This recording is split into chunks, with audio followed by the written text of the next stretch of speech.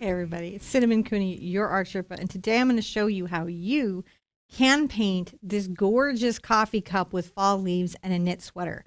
So we're going to be covering all these great techniques to do the glow that you get on ceramics, the steam coming up from the coffee, the different reflections in the coffee, knit texture, leaf texture, acorn texture, oh, and some reflected light drama. All of that's going to be super fun. To help me do that is my husband, John. Hello. So these lessons are step by step. They are full instructional videos. I explain the color mixes, I explain the materials, I explain the techniques, and I show you how you can create these, and we do it together step by step through the lesson. I feel like this is going to be a super fun day, and you can really do this. Coffee cups are a great painting to do if you've been wanting to kind of maybe level up in your painting a little bit, but didn't want to get overwhelmed. They're such a fun, inviting shape, and we always get great results with the students in coffee cups. So I say definitely go in for it. I'm going to sip my coffee, meta coffee. That will be awesome because I am getting ready for our show today. It's so weird because we did a pre-show. We did. And you would think that that would leave us ready for the show, but I think it threw John It did. for a loop. But it's still really good. And if you're looking for the show where I demonstrated how to sketch in using the reference, the image, and that's just if you want to do this without the traceable. The traceable is there right now with the temporary traceable there, and then I'll get my digital device working again whenever I find that Apple Pen, and then that will be there too. But you have something right now to get you through. Either way you want to do it, it's fine. Are you ready to look at where we're at? Oh, yeah. Let's see if we can do that. I'm raising my eyebrows at you, but they're very light, so I don't know anybody knows I'm doing it. Okay, so in the 20-minute pre-show, I demonstrated how to do this freehand. If you don't want to do that freehand, that's okay. That's why we provide traceables. You can download this line drawing right now as a traceable and put it on your canvas. This is a 9x12 stretched canvas. And I have today in my paint colors, Burnt Sienna, Mars Black, Cad Red Medium. You can use hue, that's fine. Cad Yellow Medium, also you can use hue and that's fine. And to indulge myself, I put out both Ultramarine Blue and Phthalo Blue. The Phthalo Blue is about a dramatic pop of color. We're going to do a couple places because there's so much orange and so many warm tones in this. If we throw in a little drama of the blue, it's going to elevate our painting a lot, and it's a really good trick to get into. So, yes, this is step one. This is step one. We've done step one. Step one, and it will be linked in the description below. It's on the website. If you don't have Facebook, you can watch it from the website. We have it as its own video page. We have it linked into this overall video page, and it's only 20 minutes. If you just want the traceable, that's also on the website, theartsherpa.com. It's all there. And guess how much it is? Free. That's awesome. Because that's art supplies. You got to go buy some. So if the lessons are free, it gives you more free money for art supplies, It does. which is always good, right? I was just at Michael's, so this is foremost in my mind. More coffee. I've been excited to do this painting for a minute. We do a lot of coffee cups. Like I have this goal to have like a whole like collection of coffee. It just regularly, we touch on the subject. We do. It's a consistent subject because I drink some of it and I should do a pouring coffee video at this point now because we've just so many tributes and homage to coffee, right? I can't imagine life, but first coffee. But always coffee. I never say, wait, hold my coffee, because I would never let anyone hold my coffee. You're like, no. No. Do not touch No. the coffee. So I'm just giving you a second to find this resource, whether you're using the traceable or the video. The video is in real time. It is not sped up. We got some feedback that people wanted some more drawing videos to go with these. And so I thought, you want to see how it's done? Let's do it. We'll do that. I teach art. I can teach that. It's no problem at all. We're going to do that again for the upcoming fall painting this weekend. And then the bird collab with my mom, I'm going to demonstrate this in the main video. So, because it's so short. It's a circle and a stick. It's very like, it's not going to take up any time in the thing. All right. Here I am in my regular size. All right. Now, step one was you got this in. We've talked about that a little bit, and you understand how that is. You're using a traceable or you're following the sketch along video. You've done that now because you're so amazing. Step two. Now what we're going to do is start doing what's called blocking in. This is where we pick areas or generalized places in the paintings, and we create big broad strokes and big values to start laying out where all the subject matter is in color and hue and value. It is not a precision activity, and it's very relaxed, so I want you to take in a deep breath and let go of the idea that you're going to pick on yourself, okay? We're not going to do that in this painting. You're going to be really easy on yourself. No mean, negative self-talk. You're not allowed to bully yourself. And me either. Like, we can all fall into it, right? We can all pick on ourselves. We can all be hard on ourselves. So we're going to just find our center. I think the first thing that I'm going to start blocking in is the coffee cup, because that's fun and enjoyable. And I'm going to be using a lot of angle brushes or bright brushes, just brushes with sharp edges today. So this is a 1/2 inch angle.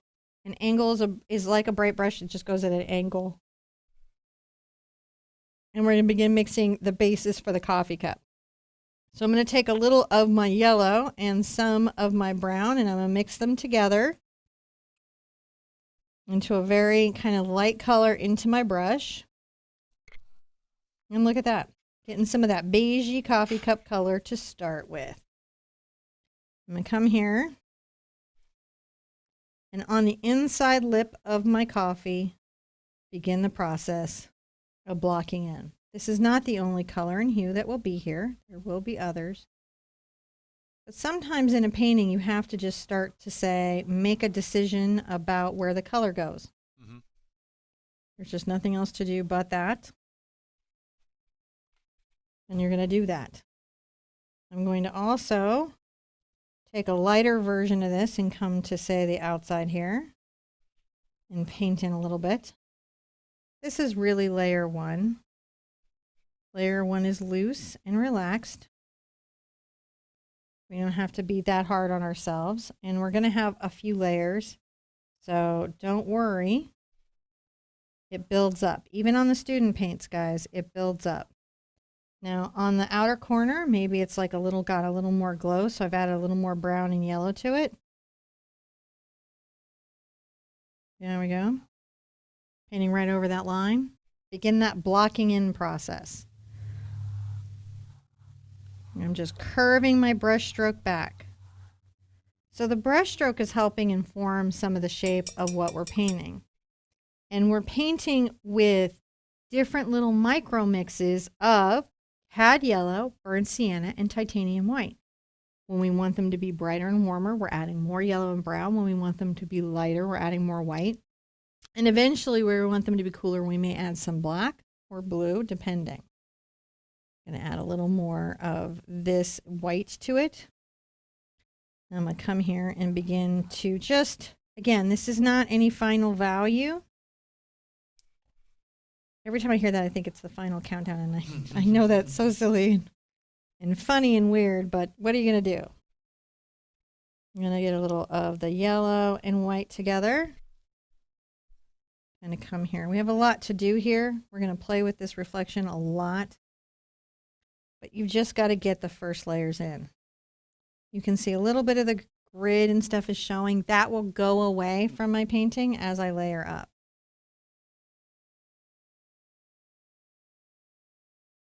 Well, I might want a little black into this because I'm going to come around here.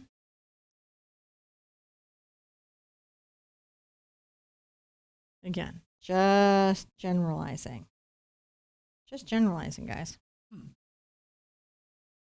I'll come in and be much more specific about all the different reflections. Coffee cups are actually, white coffee cups are super colorful. So they're one of my very favorite subjects to paint because even though they initially appear to be a very neutral subject, by the time you put all the reflections on them and all the little zhuzh, what you find is that they had all the colors that you can imagine. And I like that. You know, we'll be doing cool shadows and warm shadows. Right now, we're just putting in some thoughts, some coffee thoughts. Sometimes get a little more of that. I can grab a little more brown. I'm still using my 1/2 inch angle, and I could probably size up, but it's in my hand and I'm comfortable, and so I haven't. And what did you use to sketch all that in with? Burnt sienna and Mars Black. Okay. And just acrylic paint. And again, you can watch, it's only a 20-minute video. You can watch. You can watch it and then just use the traceable. You don't have to do it. You could just go by as a looky-loo and say, how would that be done? And be like, oh, yeah, it's not for me. And just use the traceable. Or you could be like, I feel like it's in me. And go for it. Here's the thing. Be easy on yourself, right? If you don't draw right now today, it takes a minute, just like with painting, to learn the skill. So you're more than welcome to go by there and do that. You're not allowed to be mean about it in your head. You have to go, if it's your first time drawing, you got to be like, what's my first time drawing? That's going to take me a minute to work out, because it will. Just bringing in a lighter white here on this outer edge. See how we do? And you can see that the shape of the coffee cup begins to take form. I come on the edge of the brush where it's a little bit darker down low. I can come in with my darker paint and speak to that shadow. These shadows start to come in. Mm-hmm. Maybe add a little darker. I'm loose. I'm not trying to blend these in. The paint here isn't dry yet, so I'm not dry brushing. I'm not really specifically, being very blendy wet into wet, though the paint underneath is wet. I'm going to rinse out every once in a while. Not because I'm worried about the color on my brush, but sometimes you've got to reset your brush because acrylic paint dries in the air and your brush might be getting dry. I'm going to begin with my yellow and white. It's going to take just a few little values here on the handle, so the blocking in is very simplified, okay? Mm-hmm. We begin simple, and then we're going to come in and put in little pops of color, a little turquoise, a little bit here and there, and really help turn the handle. But you can see that it's turning right now. Okay. I find this bit very interesting. Inside of cup. Black and brown is this. This is the dark value. It's going to be fun to do the mist. See that? Inside a cup, black and brown. Looking good. Add a little white. Just a little bit. Maybe a little more brown into it. For this little lip out here, this is where there's just a hint of a reflection on the coffee cup to the coffee.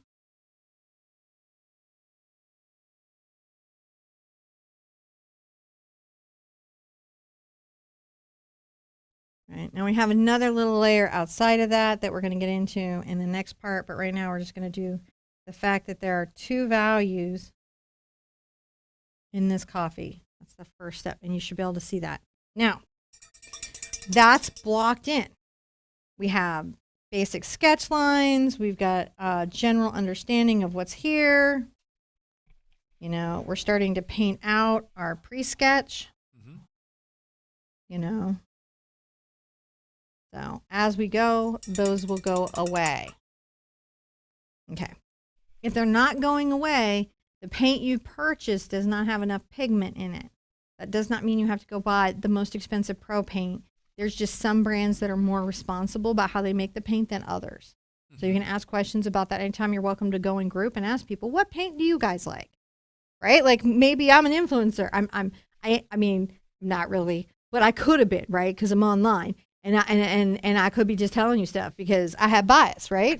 I could have been an influencer. I could have been an influencer, right? You maybe you don't know me, right? Go by the group and ask. They're going to say what I'm saying because they're painting with it too. And I say the things I say because I have experience and I don't like to be messed with. But Don't mess with little Sherpa. Do not mess with me. I work too much. We're going to take a picture and then we're going to move on to step 3. Isn't this coming in gorgeous? How you guys feeling? I hope everybody's feeling good. Do we have any questions? I will go look. I didn't know if you'd look. There's a place I can go look. See if there is any. Lula Hall needs to know where this top is from. The Totoro top is from Torrid. It is in their Fangirl collection, and they have a huge Studio Ghibli line I am in love with. There's also a shawl that I was wearing earlier that I really love, but I got a little warm. Scottish time zone, says Lynn Robertson. What time will the bird hop be here? So I don't specifically know. Hopefully some people who are better at the time zone math will be able to tell you. I can say that it starts at 1 p.m. Eastern Daylight Time here. I think that's 5 off the mean Greenwich time. Yeah. But there's a calculator clock online. If you go like, if it's 1 p.m. in New York, what time is it? And then put your town and it will tell you. And that's what I generally do when I'm trying to figure that out. Because I don't know like by memory, but I trust the internet to help me. I don't trust the internet for a lot. I think the internet is full of a lot of misinformation. But I do feel the time zone calculators are pretty trustable. So go for that. Would one of the fantastic moderators put up the mini links to date? Missed the beginning. What did you use to sketch in, which we talked about, is burnt sienna and Mars black. Haven't seen a picture of the finished picture yet. What color is the finished cup? YouTube. And then please show the reference photo. So that is Barbara C. and Heather C. would like to see the reference photo. Now, this is on the website with the grid that you can grab to have as a reference to pull aside. You can keep it digitally. You can print it out. It's totally fine. So in the video, if you're looking for the how did she sketch that in video, that's also there. So you're good there. Oh, this needs a warm up. Then do you use Pro Stroke brushes? I'm hoping you're asking that because they're having an insane sale right now. And I'm going to tell you right now, I like the acrylic ones, those Pro Strokes, and I like their hog ones. Yes, I think Creative Mark Pro Strokes are terrific. They are gorgeous, and Jerry's Artorama is running sales. Jerry's Artorama, in an effort to crush and destroy and decimate all their competitors, takes their house line of brushes, which are made very well, and periodically puts them on a ridiculous sale. So you can get a $60 brush for $3. It's crazy. You should always watch them for that. And I do like the Pro Stroke line by Creative Mark. I do. I've used them, and they're great.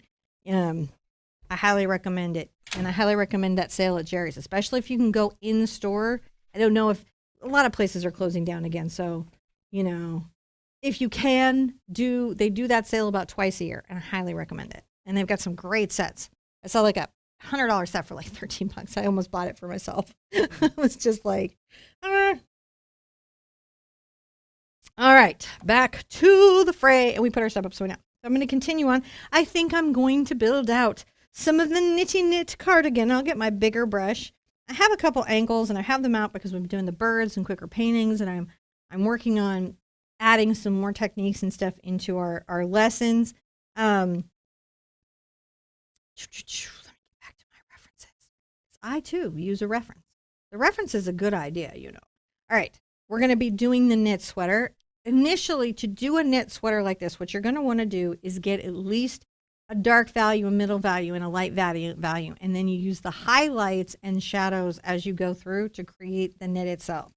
So it's good to kind of generalize it in and then come back for the details. I'm going to pull this out and use a little bit of my burnt sienna, and there's white there, and that's okay. I'll grab some of my black. Right, and this is how I'm going to generalize the knit scarf. And this is just a nice big brush, so I don't take all day. You could use a smaller brush. You could. I just want to get some sketching in, and then later come back with some detail work. Sometimes you just got to get the work in. I'm just going around loosely. See, it's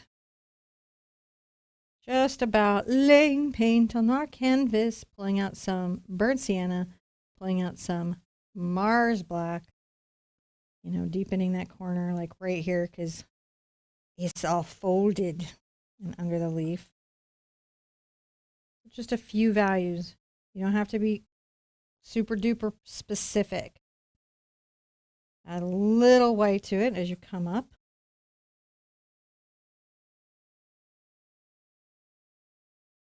And then a little more white, but not much. Out here towards the outer edge. And I'm going to get a little more brown into it because I don't want it to be too gray. I want it to be distinctly beige. Distinctly beige. Beige. So I've been watching Glow Up on Netflix with my littlest. That's my fabulous makeup today.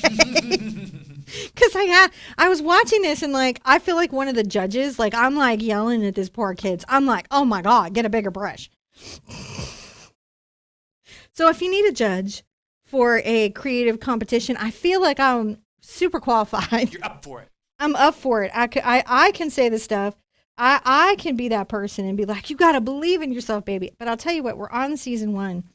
And it really upset me that, and I won't spoiler the whole thing, but I do love that the competitors are fairly nice to each other. But there's a young man there who is colorblind. And, you know, I feel like they should all make an effort. Like there should have been an effort made to help him deal with that. I would do that with any of my students and, you know, make things more accessible. Like, I don't know, label the makeup. That was my feeling. So I had my daughter and I were yelling at the TV about that. Yelling. Like people watching football. We yell at the makeup show. And then my daughter did my makeup. I'm just painting this all in with this color, which is why I'm feeling like I can talk to you about things in general. And she did a really good job. Did a really, really, really good job. I'm going to just continue to lay this in. So we're just, is it a dark gray? Is it a middle gray? Is it a light gray? And by gray, I mean how light or dark it is in a value scale of gray. If this were gray. One way to help you see that is if you get your phone and take a picture and desaturate it.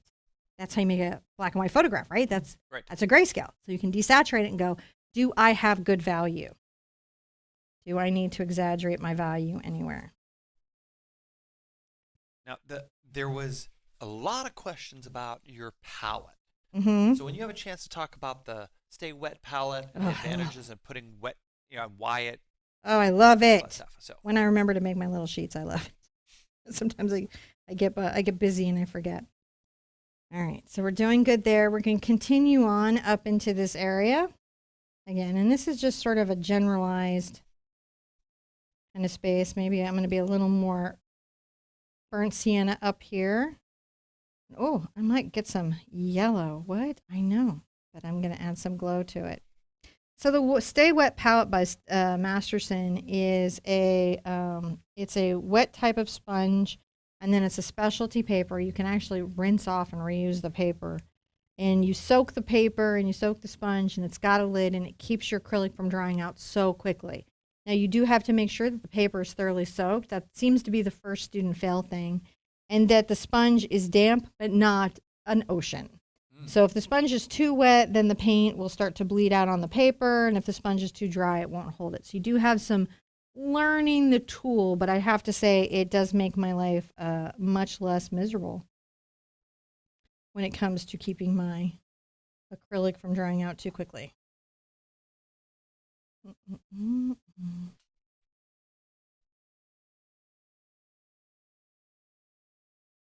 Love all this.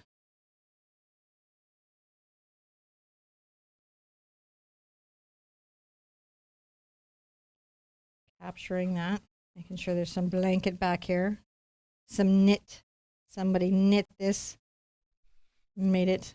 So we're just making sure there's some values and some things. I may come here.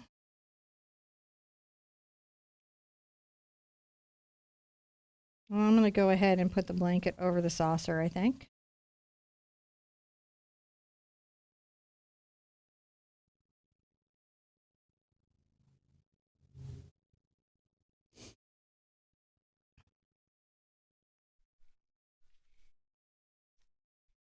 Well, maybe not. Yeah. Yeah. I might go ahead and have a little saucer peeking out from the blanket. Now, if you're having trouble with your paint covering, what do you suggest there? So if your paint isn't covering, what's happening is it doesn't have enough pigment, right? Now, you could be over-thinning it, and that might cause it to be very transparent. But if straight from the tube, it's having trouble, like, you can see my paint shows the lines a little bit, but that it's going to, by the second or third layer, all those lines are going to be gone. If they're never going to be gone, your paint is too thin, it's a student paint, and how they've decided to save money is to not give you pigment. That is not every student paint, that is just some of the lines. So there are economy brands that take care of you. I have some of those listed, like I very much like Abstract Acrylic, I like M. Graham.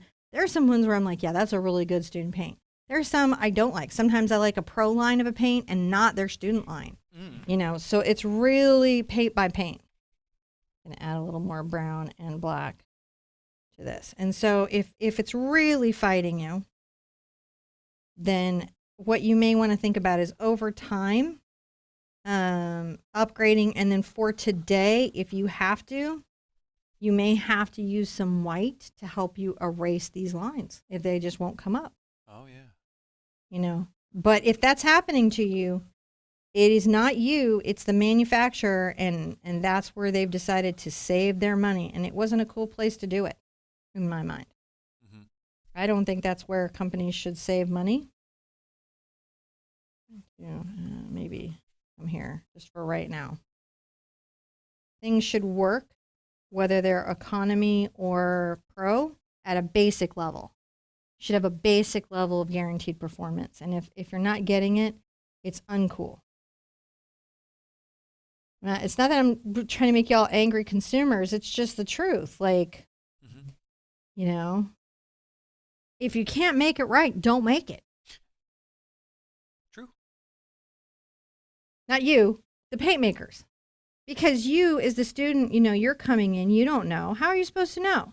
Like, unless you have somebody here going, oh, no, sweetheart, it's not you, it's the paint. Unless you knew that, what if you sat there and thought it was you and you stopped painting? What size surface is this? This is a 9x12, and I'm using a 3/8 angle brush, but you don't have to use an angle brush if you don't want to. You can just use any brush that gives you good control through the area. You just don't want to use too small of a brush because it'll make it take so long.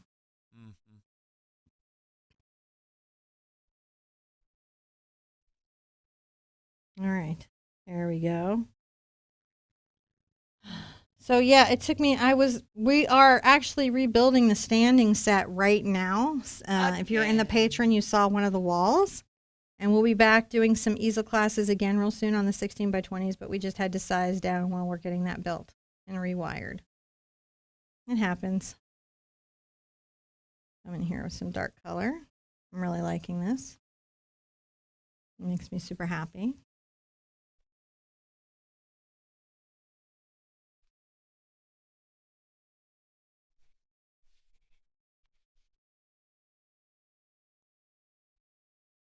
Again, sometimes you're just getting some color on the canvas. That's the underpainting.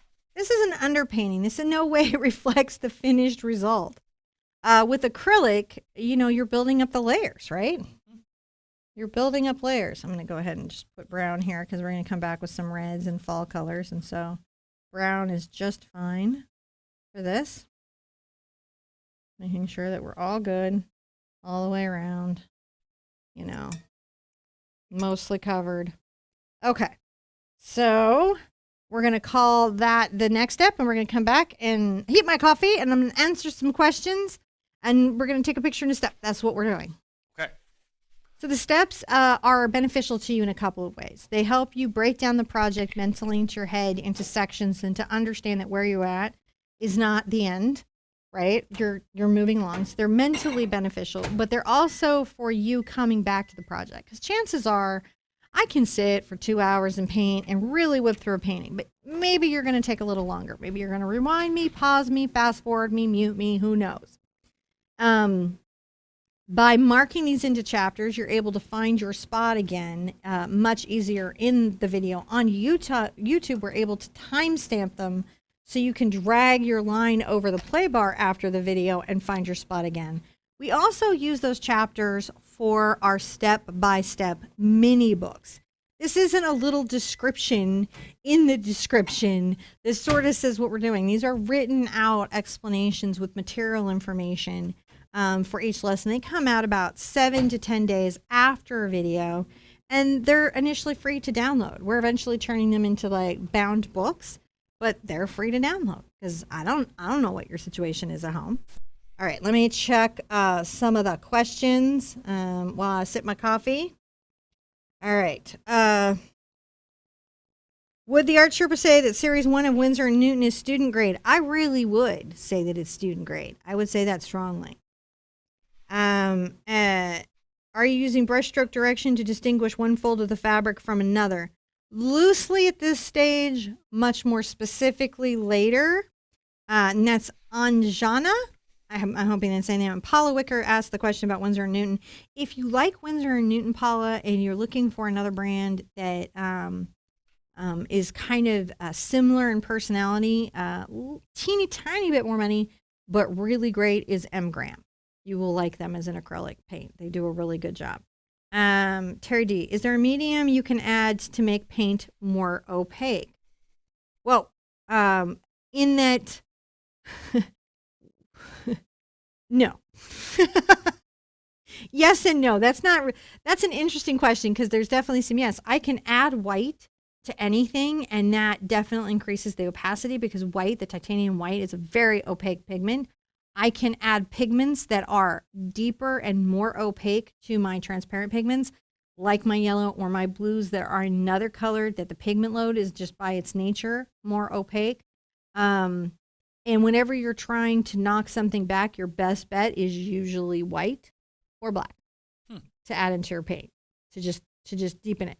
But that really does fundamentally change the hue. And there isn't a medium that, because it would have to be like a white pigment or a black pigment, whatever, there would be a pigment that they would put into the medium. So if you're having trouble there, what you're really learning is that your paint doesn't have enough pigment. So in the meantime, like, so if I were you, if I was home and I was following along with some crazy lady online, and I was having just a ton of trouble with my lines, I might come over, because I'm going to show you a trick, a little bit with some white. You can see that knocks it back, but it's not completely gone to my eye, is it? I can still see it there, right? But the white takes it back, oh gosh, 2 or 3 shades. So if I had to go over my canvas after a pre-sketch in with some white to lighten the lines just enough for that's what I would do. If somebody handed me a bunch of Artist Loft level 1 paints, which are not very pigmented, and I had to do something like this, I would have all kinds of strategies to manage the paint. I would still get a great painting out of it, even though it's Artist Loft level 1. I'm not prevented from the great painting. I just have to know some things. So if you're on a student paint and those lines are just not going away for you, that's a thing that you could do. You could paint them a little bit white and then use them to block in. Understanding strategies to the materials and media that you're using, every paint is possible. I have painted with coffee. I've painted with blueberry juice. I have done all kinds of, I've made paint from weird things. You can do it. There's always a way. There's always a way. Like there's a paint, there's a wet paint blog. And it's really funny. You sign up an account and then you can just, the artist just like, I don't know. I like grabbed some bird eggs and some feathers and ground them up and then it fixed my paint. Some very strange suggestions in there. But what it does tell you is that artists always find a way. We just find a way. And you can find a way too.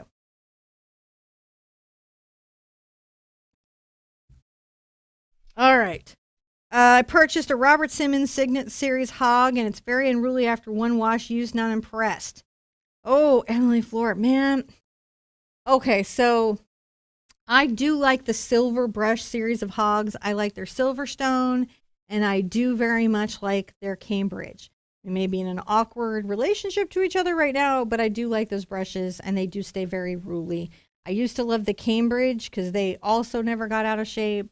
And I do think that the Creative Mark Pro Stroke Hog series is pretty good.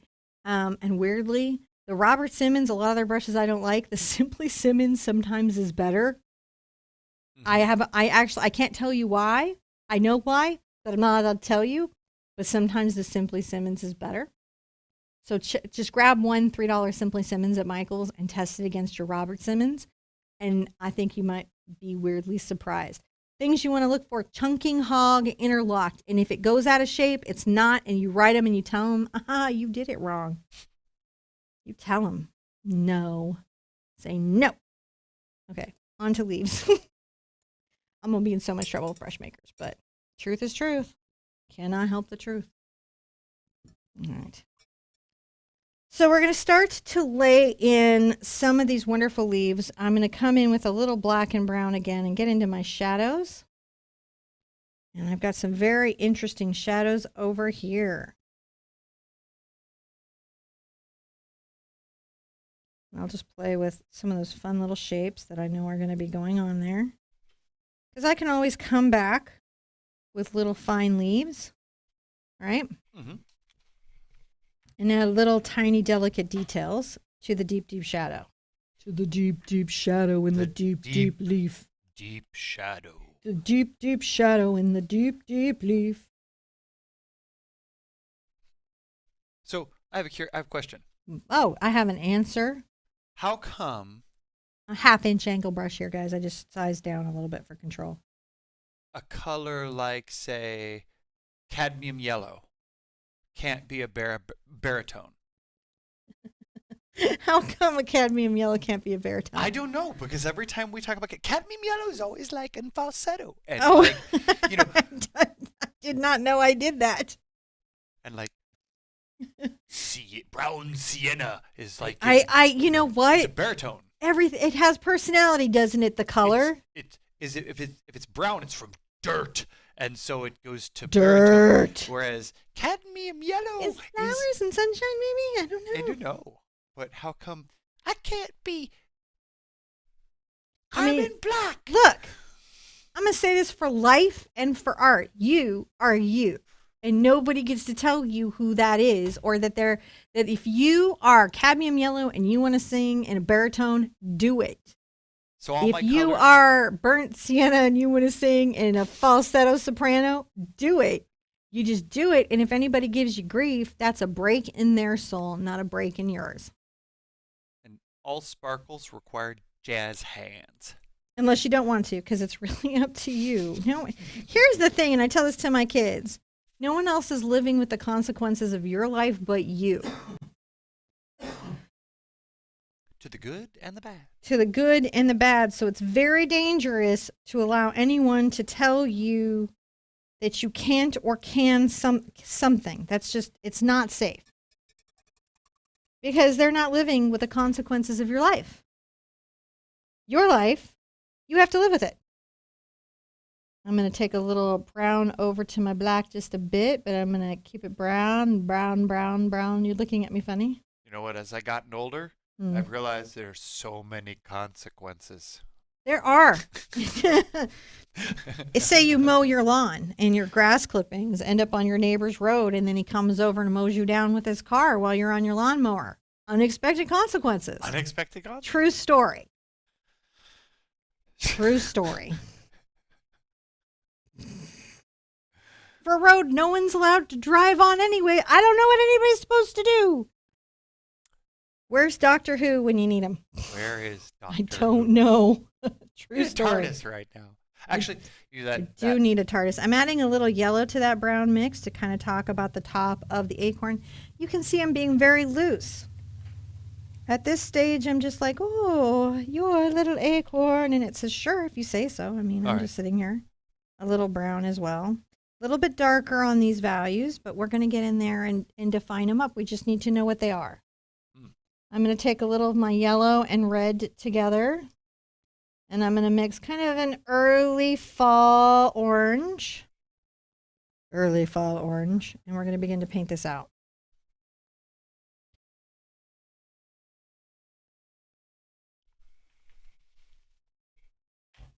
There you go. Coming in. See, it's just very loose. Now, we have many layers, so even if you're seeing lines still, don't panic. Many. Don't panic.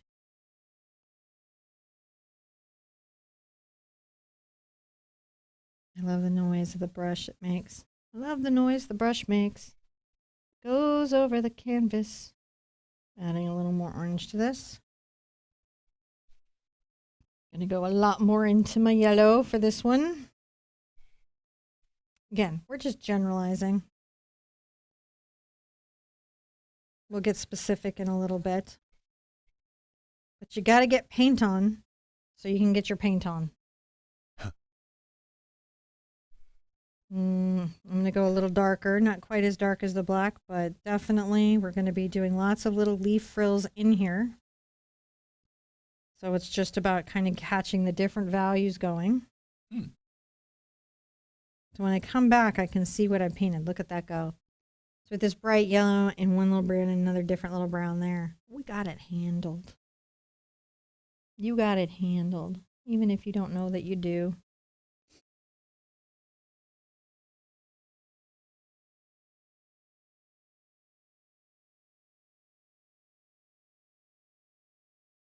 Back with some more orange here.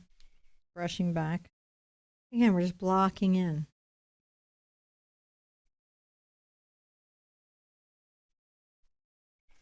Nobody has a right to tell you how to do you.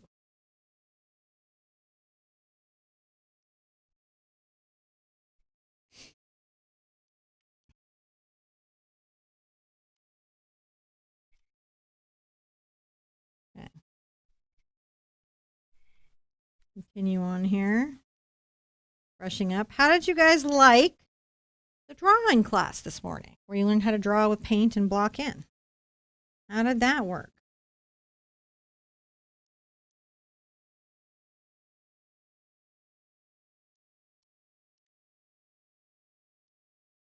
I'm just making sure everything is where I want it to be.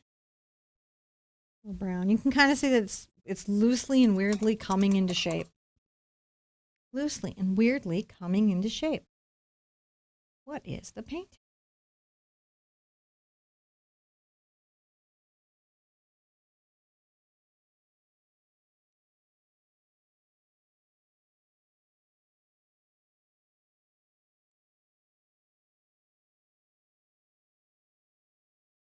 Loosely and weirdly coming into shape. I'm just taking the cad red and cad yellow.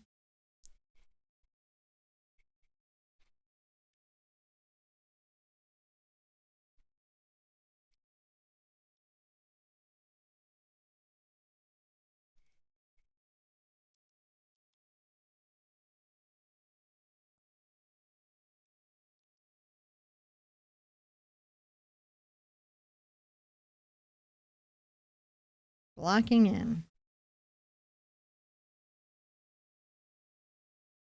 You'll find that once there's a layer of paint on your canvas too, that it behaves better. If it was misbehaving before, it will behave better over a painted canvas.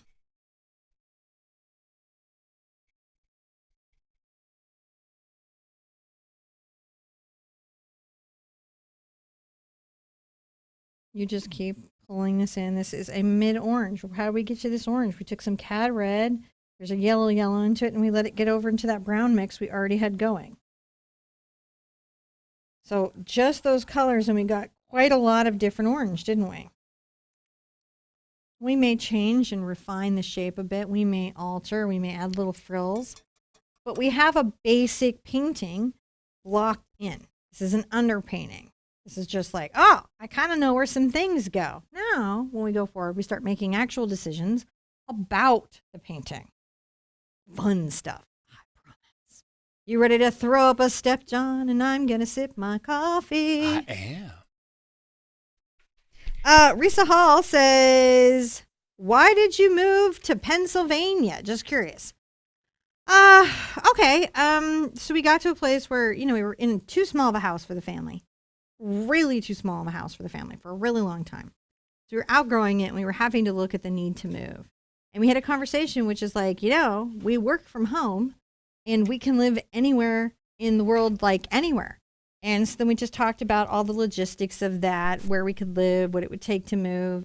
We started looking You know, have you ever done that Zillow thing where you just get on Zillow and just look around, like, just like randomly house shop? Maybe this is just a us thing, but I can't think it has to be because that site gets a lot of traffic, which is you just kind of emotionally house shop. And so we were sort of emotionally house shopping. And then we were like, oh, we should be near our YouTube space because we're YouTubers. Mm-hmm. And so I thought maybe we should be near that. So then we looked around YouTube spaces, which are filming and production studios that are owned by YouTube Inc. That they used to let creators like ourselves use if we wanted to, and they had training and all kinds of resources. And so then so that's L.A. and New York here in the United States, and like there's one in Mumbai, and there's one in Paris, and there's one in London, and there's one in Rio. I think there's one in Tokyo. And so they're around the world. And they open new ones up, all little satellites all the time. And so we're like, oh, we'll live near one of those. Oh, in Ontario. We looked in Ontario, Canadians. So we're looking at all the different logistics. And John finds the place that we're living in online, and it was in our budget. And we were wanting to blend our family with John's mom. And so we're like, that's big enough for all of us. And it's close to New York. It's close enough to New York that we could drive down there because we're from Texas. So if you're from Texas, a 3-hour drive is really not a thing. You're like, yeah, that's just Dallas. Like, it's not even Dallas. You're like, is it from Houston to Austin? Oh, yeah, I can do that, right? And really for us, it's like from Houston to Galveston. So we're like, we can get to New York in a second. And so we decided to go for it. And we ended up moving right in the middle of the initial COVID outbreak. So that was fun. I don't recommend it.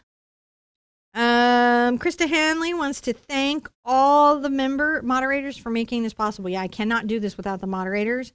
And Rem Auntie says, our cobalt blue and cerulean blue nearby shades. I just watched an earlier Sherpa's tutorial with cerulean blue that I can't wait to paint. I ordered cerulean blue, but it will be delivered next week. So yes, they are nearby shades. And I'm going to give you a resource. If you can go online to justpaint.org, that's by Golden, and search warm or cool colors. They have swatched all the colors and arranged them in how warm, that in other words, how much green is in the bias, or how cool, how much red is in the bias, right? Those two things. And they've arranged them on a chart so you can see exactly how close they are. And they like use a light measurement, scientific way of doing it. So you can really see specifically. But yeah, the two of them are close enough that you'll get a good painting. Just wondering where the light source is. Well, there's a pretty good indication of the light source. You can see it in the reference. We see light reflecting on the edge of the cup, right? And then coming through here and lighting it up. And the way that this is coming around and lighting it up, top of this, top of the knit, so it's away from us, kind of coming in at this angle. It's kind of coming towards us. This is almost a silhouette painting, except it's not a silhouette painting, but it's coming in from this way, in front of, away from our canvas, coming this way, which is why we get this really fun little moment here. I'm going to get back into my, I really like this Acrylic brush. It's a nice brush. I try to tell you different brushes that are nice, so that if you're out there in the world looking for a brush going, I really need a brush, but I don't know what brush. I'm going to take a little of my Mars Black and my Ultramarine Blue. And this makes a nice Payne's Gray. Another great color. And I'm going to get a little of that, a little of the Payne's Gray on here to start painting the inside lip of my cup. You'll notice that the second coat is pretty powerful stuff and really starts to, and I'm going to turn my cup for my convenience just so that I can see what I'm painting at the right angle. You will have a brush stroke direction that's easier for you.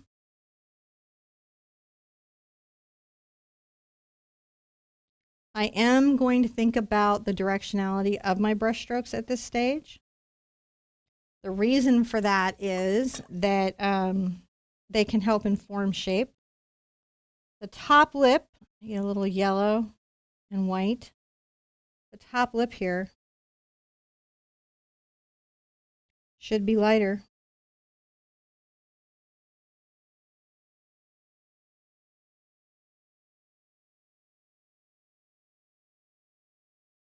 And get a little more blue. Come right here.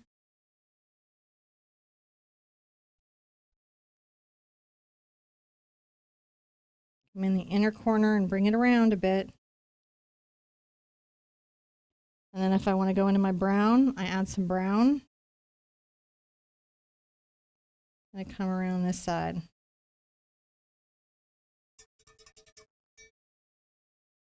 I'm going to take my red and yellow and I'm going to mix a nice kind of orange. I don't want it too watery because I've got a cover. I'm going to come to the inside lip of my coffee.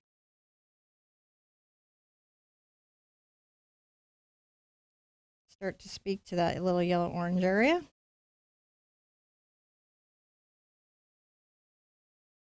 Looking kind of nice. A little black and brown.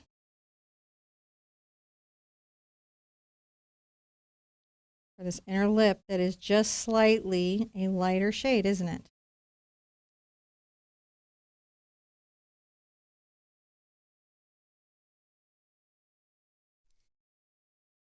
And just kind of bring that over, not all the way to the edge as that hard. I mean, kind of bring it in lighter here.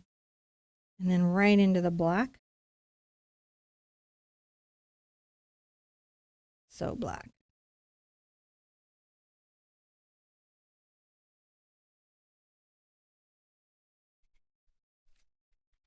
You can see we're starting to get that effect, aren't we? Mm-hmm. Inner cup effect.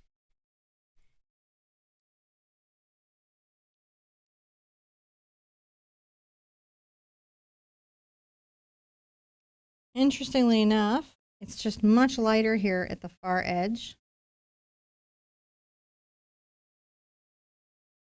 And brush that out. Just starting to see that. A little of my red and yellow into the orange.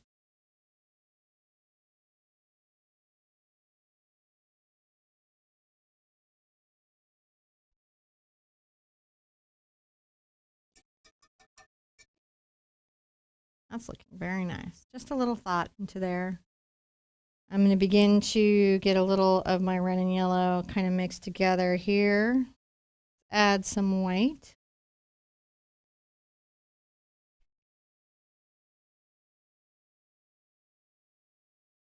A little more white.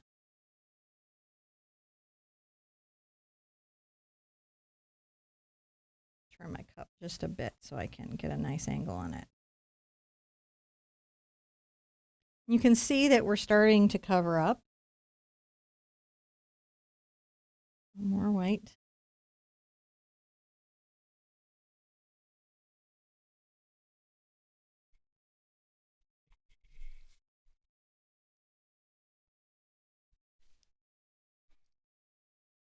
Grab some of this orange and work it into here.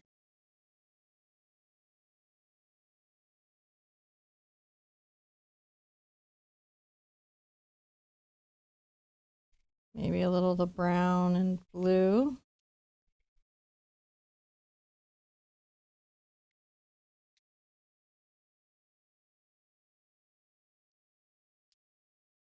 In that cup there.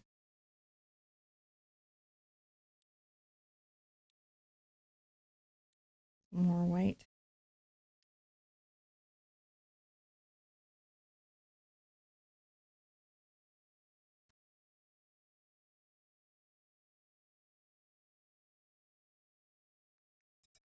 Start talking about the cup.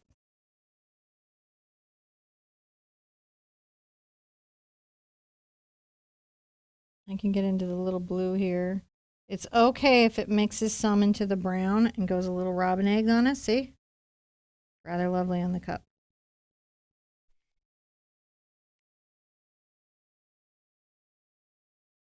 And these are not our lightest shades. These are just the beginning of what we've got going on. If I add more brown into it, blend that out.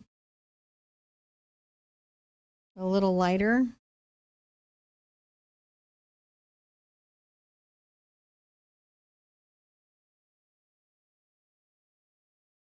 A little lighter.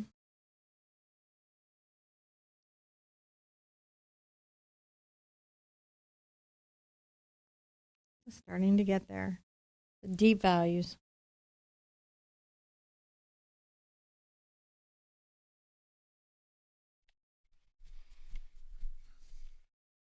Wash that around. Be playful. Get a little of that Payne's gray going. That is going to be a very distinctive shadow that we deal with on the cup.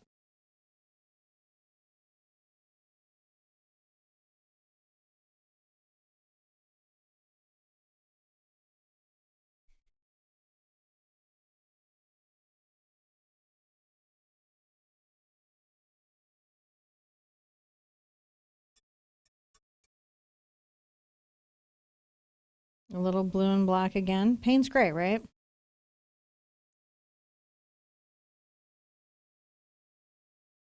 Now we will need to put a little highlight in there. We don't have to do it quite yet. Come right here with that little dark shadow for a half second. Maybe a little bit with that little dark shadow for a half second. Into this little phthalo blue and brown mixture. That's phthalo blue and the burnt sienna. So we're graying that out. You can see we're also starting to cover up the lines underneath and get a handle on that.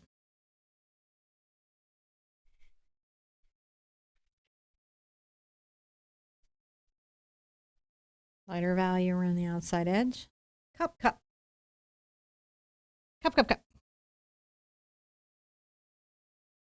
And come in with a little bit of my, and I really thought like really turquoise.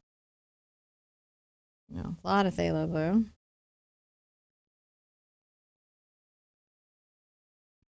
Just more white. Over here.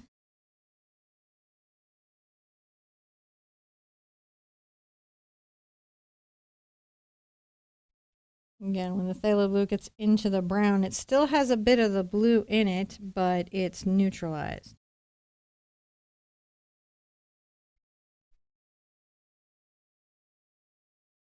We can start to think about how that highlight is working through here. How the light is coming down and through.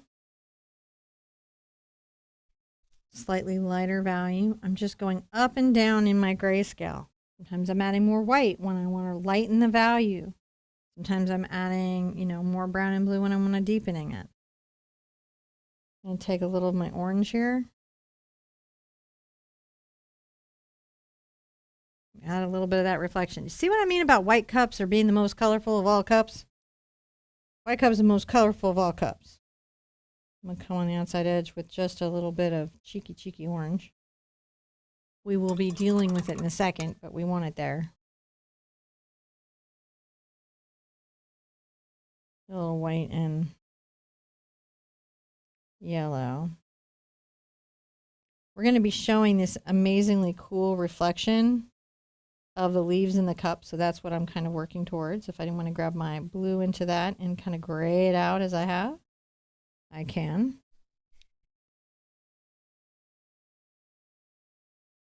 And we can begin the process of graying that out. I'm brush stroking and circling around. My brush strokes are curving. Get into my gray here and brush back into my gray here.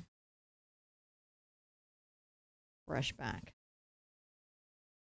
So my cup is a little more thought out. Just a step further along in its journey. So let's call that a step, and then we'll start working our fiddly bits. Okay. We've got some fiddly bits that we've got to get through, but I wanted to pull our cup in so you just know your cup is happening. Sometimes I like to help you guys find an object that's a little more central, and you're like, oh, okay, I can see it could get there. We're going to get it all the way there, but I just want you guys to see how it's going to build up and how it's going to go. How are you guys doing? If you're having problems and you want to share a picture, you can send a picture of your art to support@theartsherpa.com. And we'll try to give you a hand. You can also, if you're doing a tutorial with me and you have any questions, you can come to the Art Sherpa official group and put it in and just ask the group. They will help you. They are nice. And if they're not nice, you're not in the group for very long because we moderate. So, you know, it's a good, safe place. All right. I'm going to continue to work. Let's start thinking about our distant area over here. I'm going to take a little of my red and kind of brown. I'm going to mix them over here. And this is going to be very loose. See how I'm just doing some very loose brush strokes? I don't want to be too specific in this area. I'm not trying to be specific. That's not my goal. Maybe I'm getting a little black and brown. This is out of focus and far away. Okay, this is just a little corner. It's okay if you want to grab just a little bit of yellow and make some little loose marks, notice how I did, to discuss that far away space in your canvas. Out of focus in bokeh. I'm going to take a little of my yellow and red together, and that's going to make some orange. I'm now going to get a lot of my brown into that. And we're going to start to work our white. Sometimes I will wipe my brush off to control the amount of paint in the pigment. Whenever I want to kind of gray it, I can always come in with either ultramarine blue or phthalo blue. See how I'm finding those colors? Fun to find. Let's come here.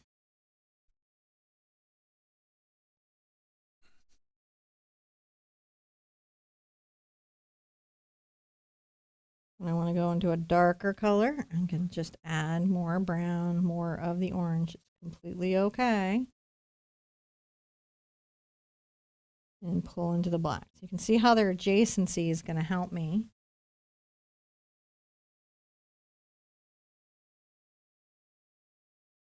Let's really dig this in. Now, and think about the shape. So if there's a way that you can kind of brush stroke the shape in, we talked about that earlier, right? Letting your brush strokes help you define.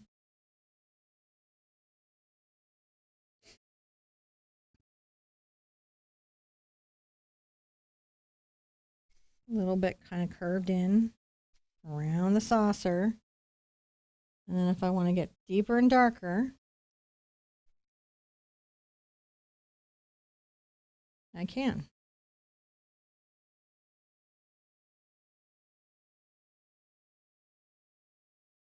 Bring a little line back. We're going to talk about deeper and darker.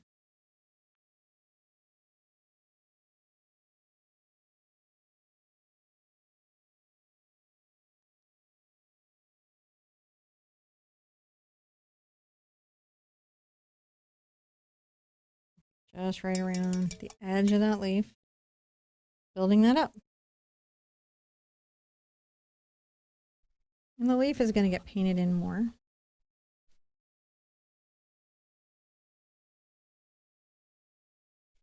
I wipe off on my paper towel periodically to control what's happening on my paint.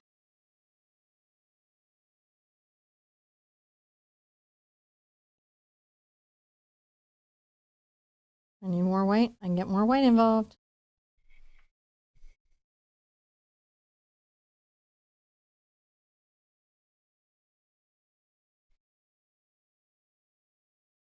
More orange.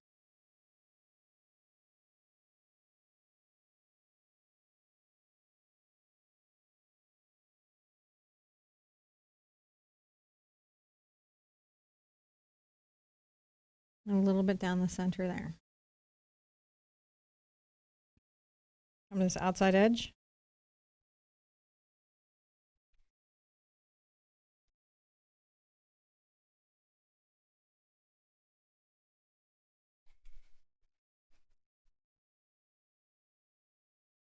Just a little bit of blending here. I have to leave room. I don't want to take all the room away for the knit. Ah. Gotta have something the knit can build up into. A little brown in there.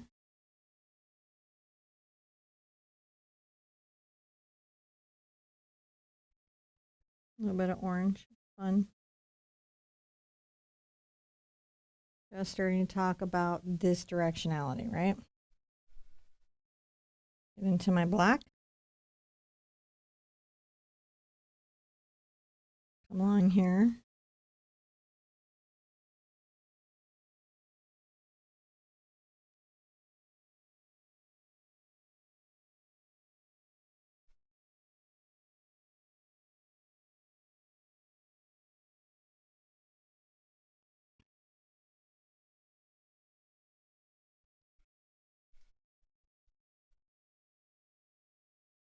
Come along.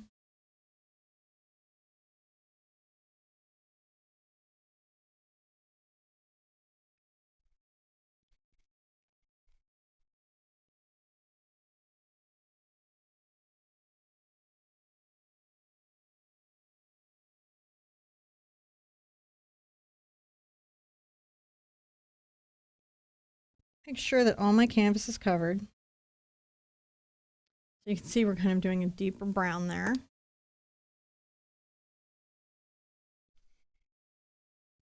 I'm going over into my orange with some brown, and I'm going to come here and start to paint in this kind of base tone of the knit. So how you get the knit is you've got to get kind of a variety of shadow colors going, and then we're going to come through with our filbert and create the patterning and also the shape and highlights of the knit as we go. And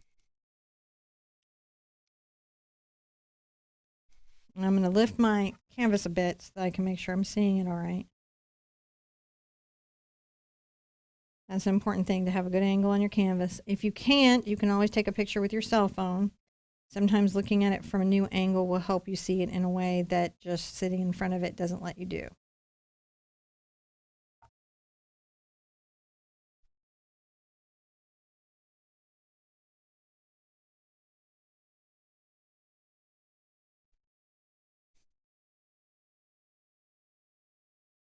A little dark value here. A little bit more black and gray. There you go. Look at that. Finding it, finding it, finding it. So painting like this is generally, oh gosh, like 2-3 layers, at least, well, 3 layers at least, just to really get the look that you're going for. It's not too bad, but they just need to be done. I'm getting into the different oranges.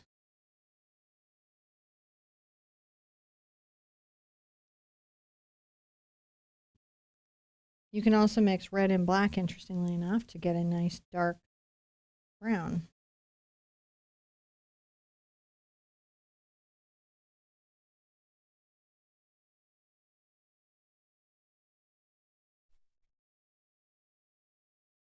A little bit of the blue over here.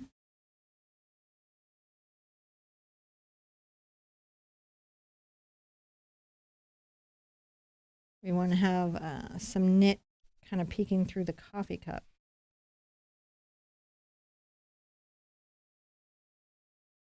All right. Quite dark right now. Quite dark, as it should be. As it should be. A little bit of our orange. I'm going to get into our white here. You can neutralize with brown. You can neutralize, believe it or not, with a little ultramarine blue. Look at that. What? I know. So much fun. This is a fun palette to work with. We'll get into a bigger brush. Let's rinse this out thoroughly, and I'm going to go up to a bigger brush. I like to size up and down so that my classes don't, if I do a teeny tiny brush, it'll take a really long time. Mm-hmm. And I will have to time lapse.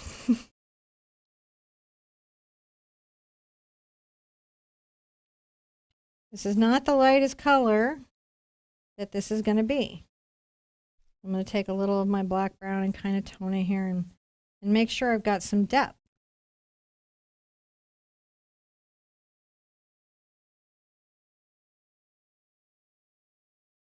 Some depth should be happening here.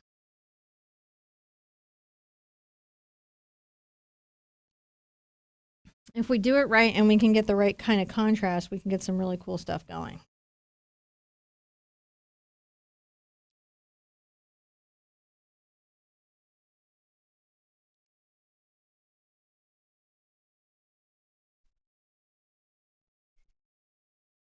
I'm taking darker colors as I move in around the leaf and under the leaf. Just blending it in.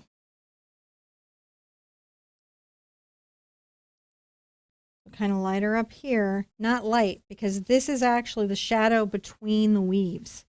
What are we painting? We're painting the shadow under the yarn, where the yarn is pinched together and the shadows are showing through. We're going to get a great effect because we paid attention to the shape of everything. So when we come back and pay attention to the shape of everything with our weave, it's going to be really dimensional.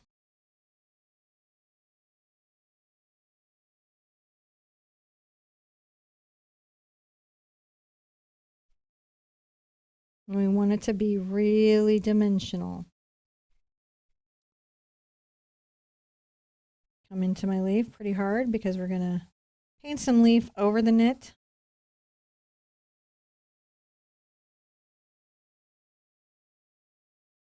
Curve in around the coffee cup.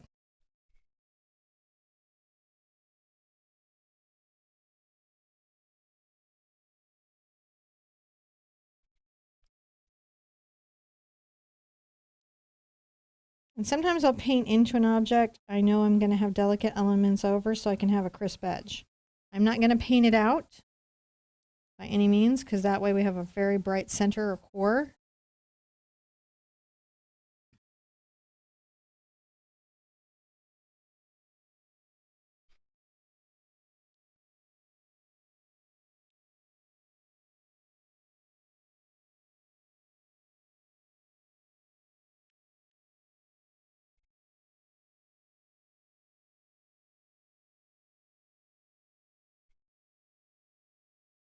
Bringing a slightly lighter highlight along this little edge. It's just the beginning, guys. Just the beginning. It's in the next step that you see it. You don't see it in this step, you're going to see it in the next step. You're going to really see it in the next step. Yeah, the finishing of the understudy. Yes, finishing of the understudy. So we're going to take a picture of this and come back and start adding some knit. Mm-hmm. You're going to love the knit. It'll knit together. All right. How you doing? How's everybody doing? We feel like painting. Are we ready for fall? I don't know if I put our fall up too early, but I want to just make sure that we had some stuff, you know. And also, fall is like one of my favorite times of year to paint because there's so many colors. So many colors. So many. All right. Okay. I'm going to take this. This is my filbert, and I'm going to make a lighter than my shadow knit color. I'm going to take my brown and black, and I'll get a little white into it.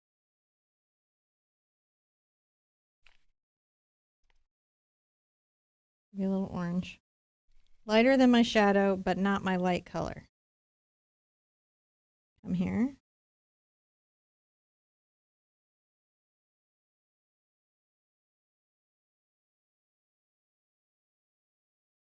Making little touches.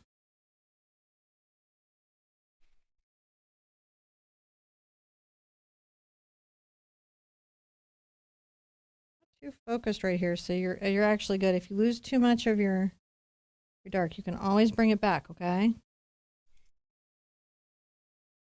Between the knits if you need to. These are not in focus.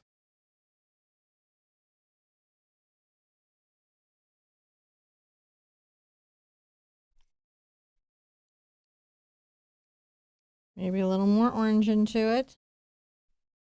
Slightly lighter.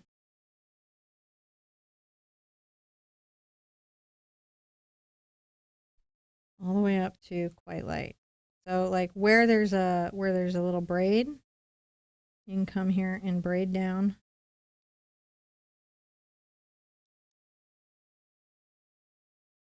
And then as it gets darker, you can, you know, add that depth.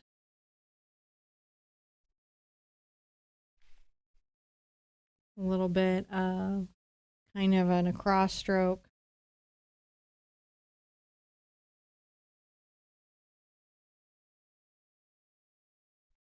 A little more yellow into it for up here. And where it's got to be real light.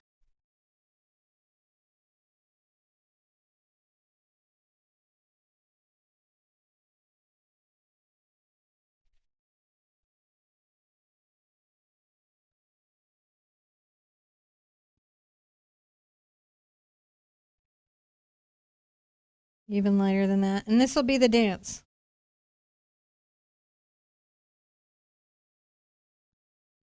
A little bit of texture.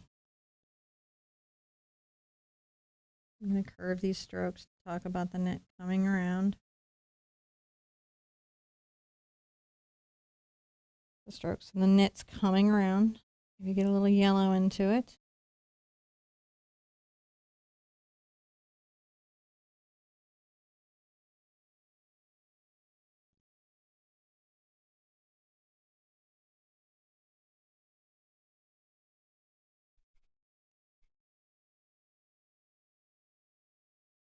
A little touch of oranges here.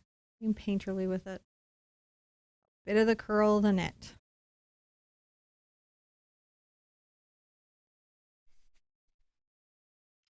Slightly lighter here. This is also very back here is very out of focus. So even though I have the little knit kind of showing, I don't want to be too in focus out here. So I'm going to be very light with my brush stroke. It's going to be there, but it's going to be, add a little more brown so that when we come through here, a little red and brown. Something out of focus over here that's maybe blocking this. I'm going to go into my deep black. We don't know what. But we definitely want to make sure that we're painting around those little edges so it frames well. You can paint all the way around the side sides. You just want to make sure that the framer's got room. I'm doing that. You guys see it starting to come in? Mm-hmm. Is what it's doing. Is what we're doing. And come over here into the kind of orange area of the knit. More orange into it.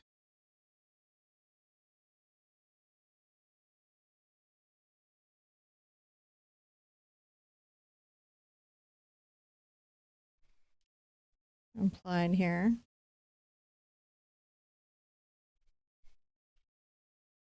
I want to come back with some of my dark. I can't.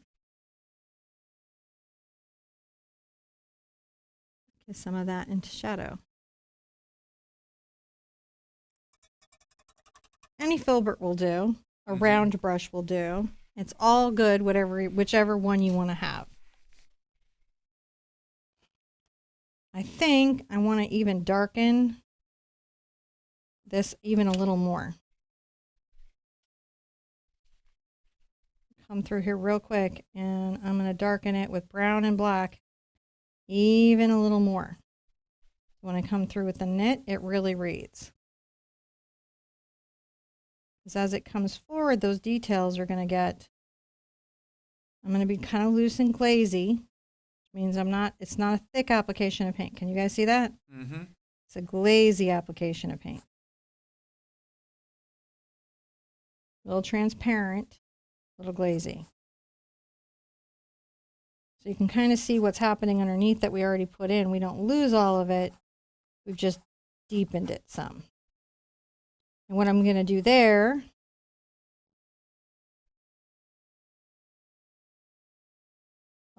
coffee cup in a second. I've got to get a really nice light edge.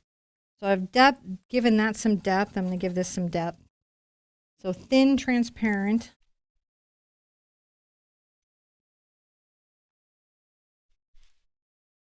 Over what I already have. Just to make sure I've got enough color on here for the knit to pop. I'm going to dry that with my hair dryer. All right. And if I have, when it's done, when I'm done hair drying, refresh my coffee. Oh, yeah. I guess I'll be making some coffee soon, is what I'm going to be doing. So, make sure you dry that thoroughly between your steps because that will help make sure that you don't have any paint lifting or stuff like that. Yeah, thoroughly dry between your steps. Alright, I thought she was going to take all this on that. So, don't forget to hit the thumbs up button, then the likes and the comments and the shares and all of the emoji things that all the humans do on all the social network places. We appreciate all that stuff. If you look in the description down below, you'll find links to things like the traceable, the pre-draw-in sketch, and all that kind of fun stuff. All the fun stuff. The fun stuff. The fun stuff. Not the unfun stuff. Not the unfun stuff. We don't want any of the unfun stuff. Now we have a deep enough color when we come in with our cable on our knit. We can come through and start to speak to. It's going to come around here and kind of weave in.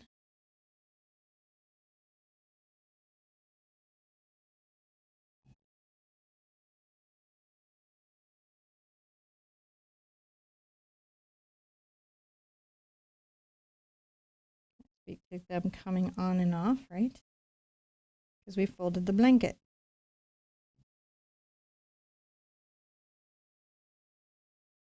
You can be more red, more yellow, more orange sometimes. That is okay.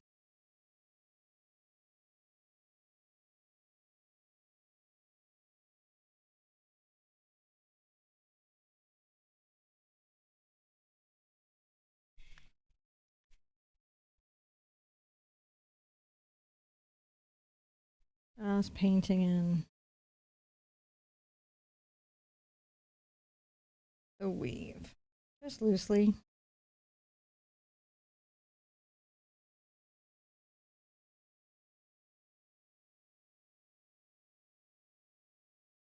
I'll get yellow. Sometimes I'll change up the color sometimes.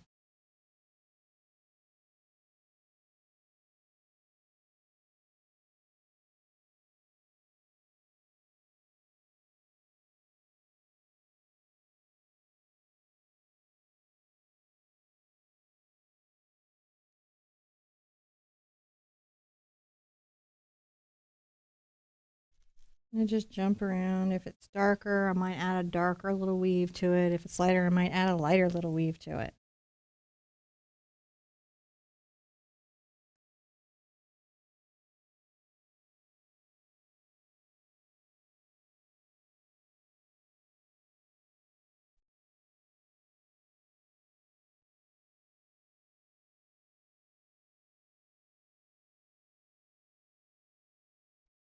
Right into that orange and brown. This is fun.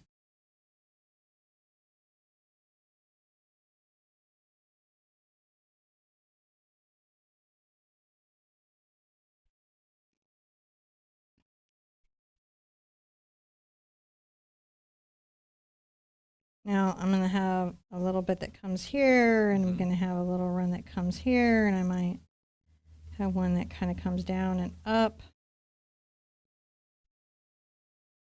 I'm going to bring a little weave there. I'm just thinking about where I'm putting my little braids.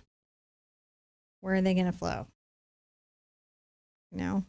So I'm kind of sketching that in so I know where that is.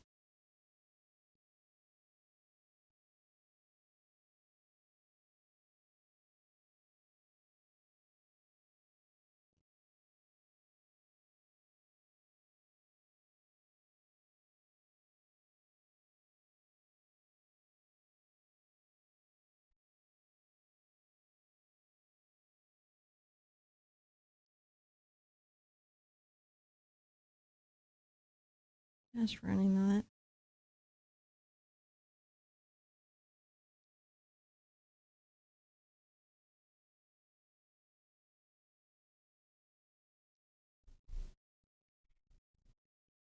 Bring that down here.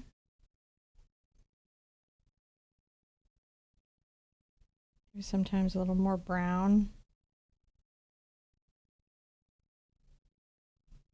A little more white, a little more in the cream.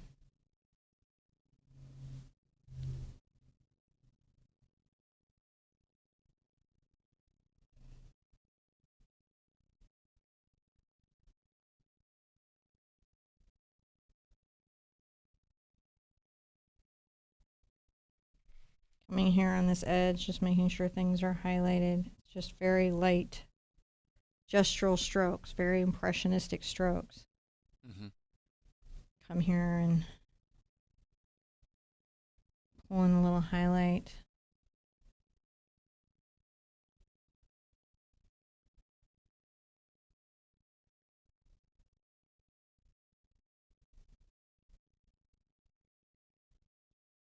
Maybe on some of the blanket, right? You're going to just wait for it to dry. You can highlight some of the blanket.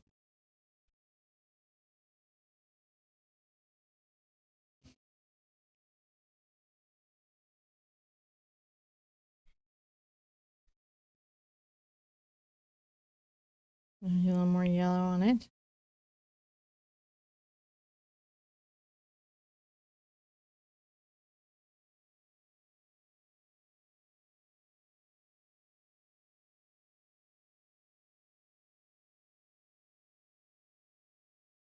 A little bit there. Mm-hmm.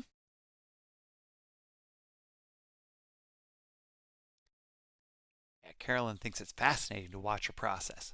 I love the process. The process is meditative. Mm-hmm. The process, look, sometimes I need to paint to cleanse my week. Mm-hmm. Sometimes I need to do this to supplement my mental health care. It's how I work out my life. I'm just doing a little kind of implied chain stitches down here.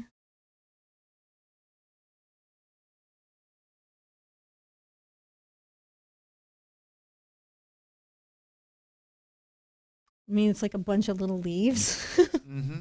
It feels that way sometimes.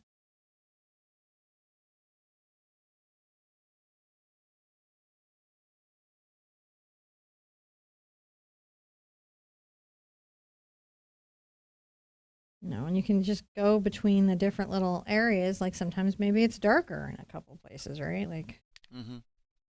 we'll go into the blue, we'll go into other colors. We'll come across with the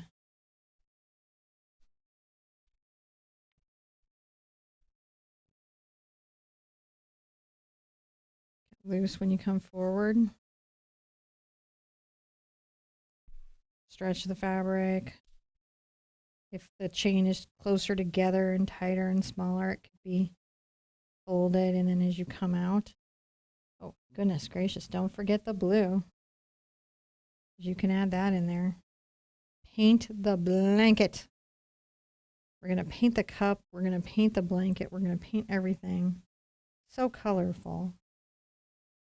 So that when we look at it, we're like, oh, so painted.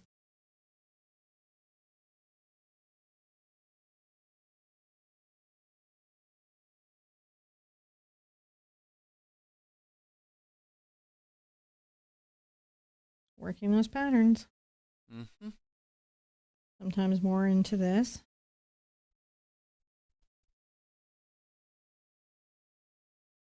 And yeah, we're going to put the leaf over it. You still have to have enough here for the leaf to feel like it could be there.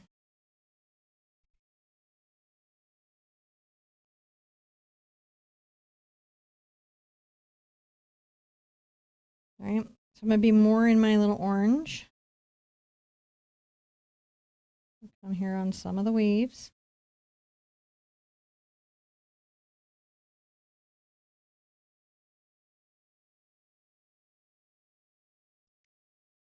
Highlight some of it. Mm. Very light, very, very light.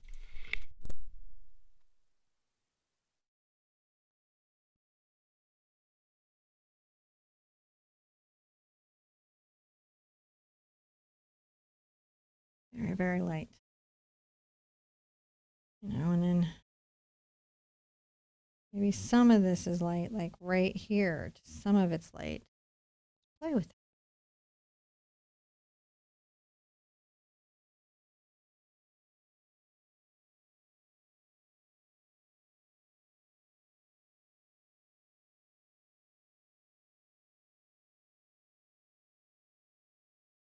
Get a little blue over here, right? Because that gets us neutralized.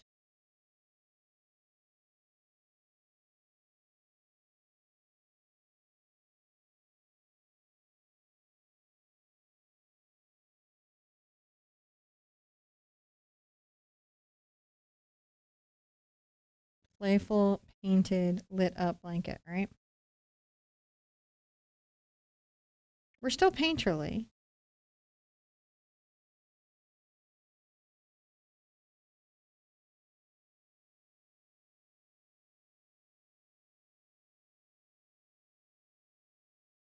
Yeah. Come here into the orange.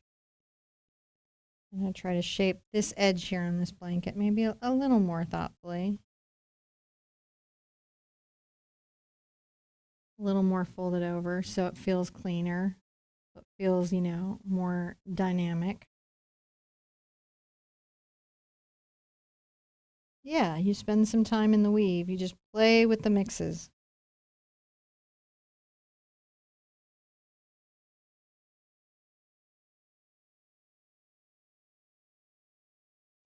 I have some blue on my brush, so when I come up to this red, it's a little bit kind of neutralized. So I want to come down and sort of talk about this blanket at the edge here, the blanket's edge. It's not hard to do.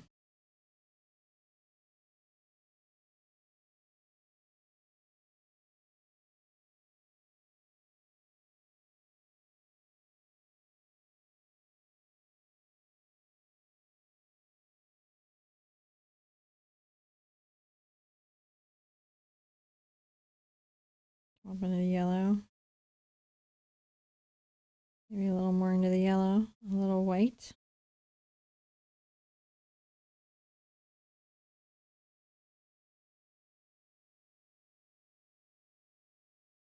A little more into the yellow, a little yellow and white.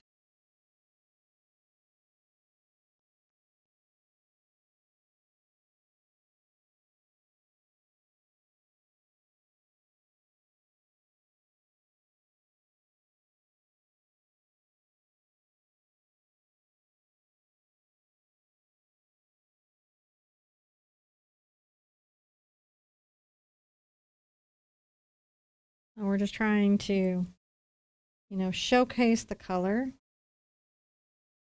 the way that light reflects, brings color around, showcase the light areas. All right. Oh, no, it's okay.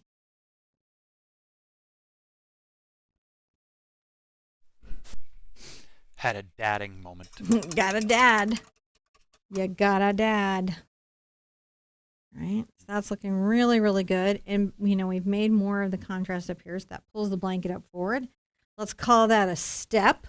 Mm-hmm. And on to leaves we go. And I will sip my coffee and see if it's hotter for I need new coffee or heated coffee. Yeah?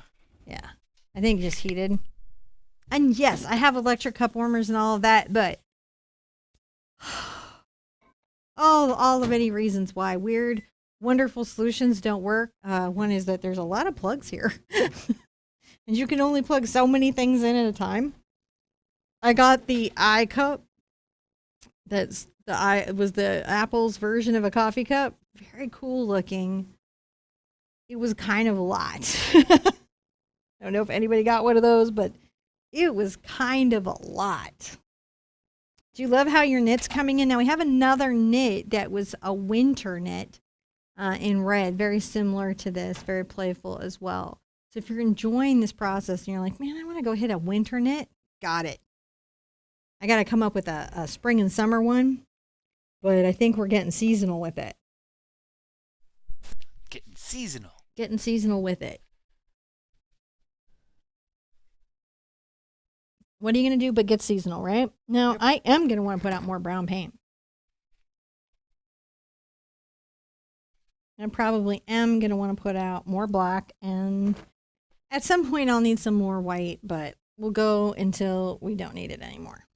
Okay, so we're all good. Let's paint us some leaves. And you can see all through here, we don't see the sketch lines anymore, do we? So if at this stage, again, you're still seeing the sketch lines, that is not supposed to be happening with your paint. So, and you can do the tip that I told you earlier, but also then thinking about changing brands. If it's not, because acrylic should be opaque, wash should be opaque, you should be able to layer, you should be able to build up and hide things beneath. Is a thing that you should be able to do. I'm going to take out a little of my yellow and some of my red. And I'm going to come here with my 1/2 inch angle. Okay, if I get a little white into it. Sometimes I'll come in maybe like a little light one. And I'm going to make my little leaf now.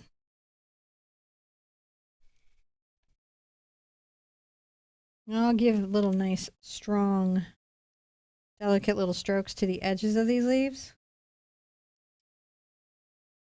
Just so that when I go to paint it, it knows that I respected it. A little more red and yellow into this leaf.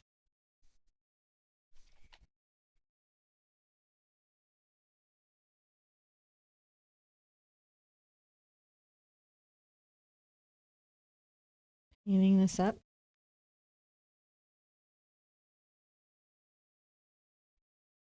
Can always come in on the edge here with my yellow. And add a highlight there.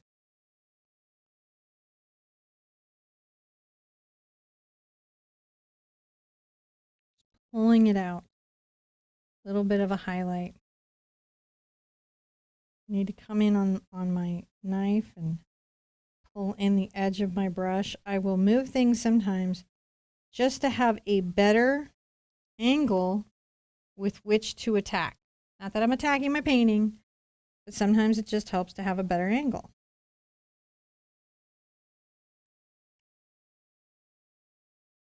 Come back on the edge here.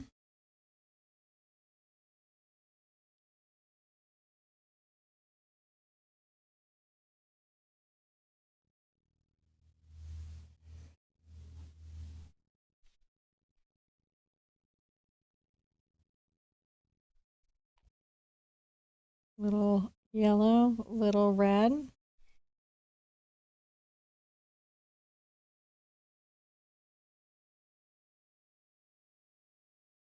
right, pulling in a little more brown into it.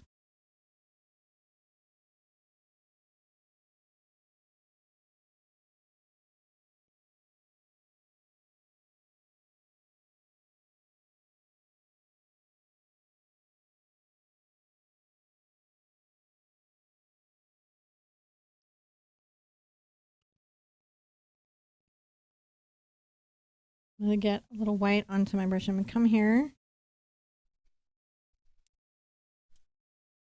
and give myself kind of, and maybe like some deeper yellow, and give myself a nice edge to that leaf. See how we kind of curved in and gave ourselves a good edge?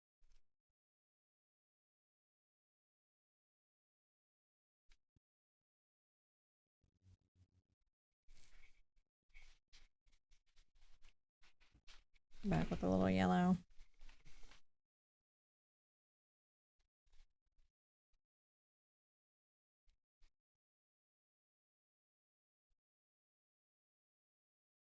Let's just play with this area. Highlight it back to that line right there.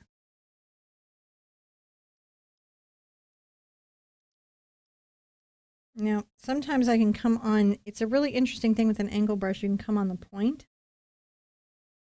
without having to switch to a detail.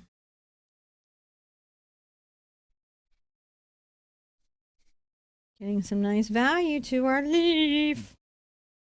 aren't we? Now, if I want to get into the brown and black that I had, I can start to shade.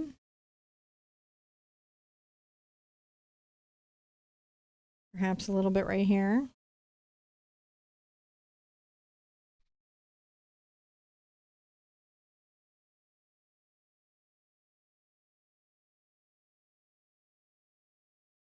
Come up a bit.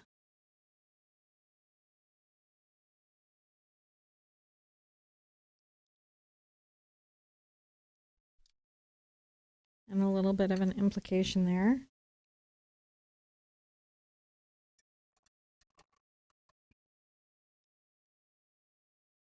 Now this one is a little more into the brown, so I'm going to go my brown and black again. Even though I'm going to be into my oranges, I just need to be into this space. More brown, black.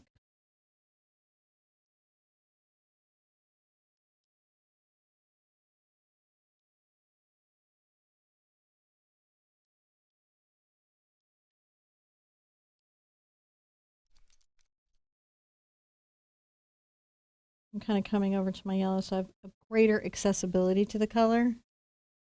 Sometimes you just need closer accessibility to a color that you have, and you've got to kind of think about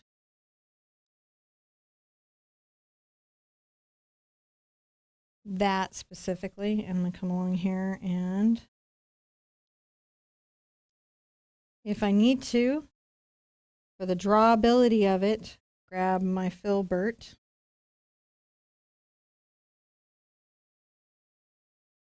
And back into the filbert. Grabbed a little yellow. And pulling along the edge of that leaf. So we have a little bit of that scalloping.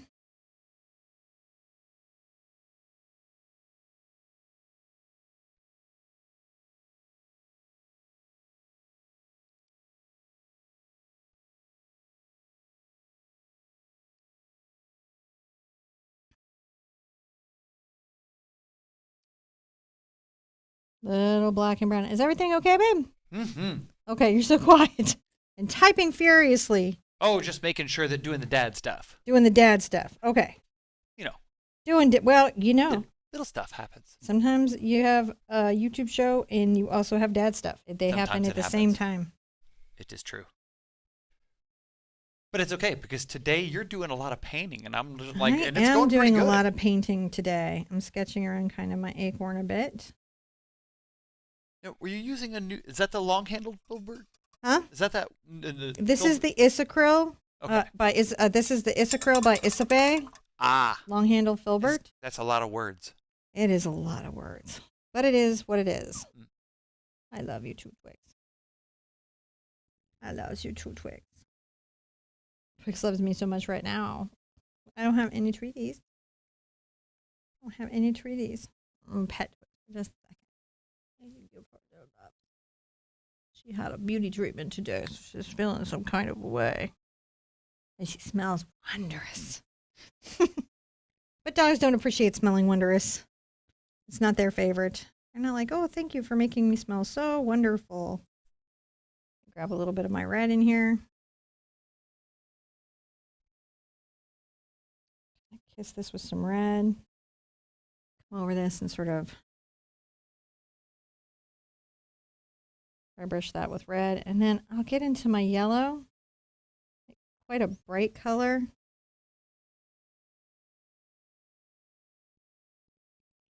Just imply a little bit of that. There's just so much going on. Because we do have these little leaves. Maybe a little more red here. Oh wait, a lot more red here.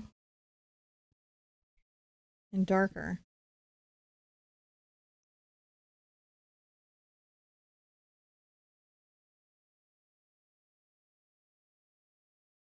And softly brush this into the dark background.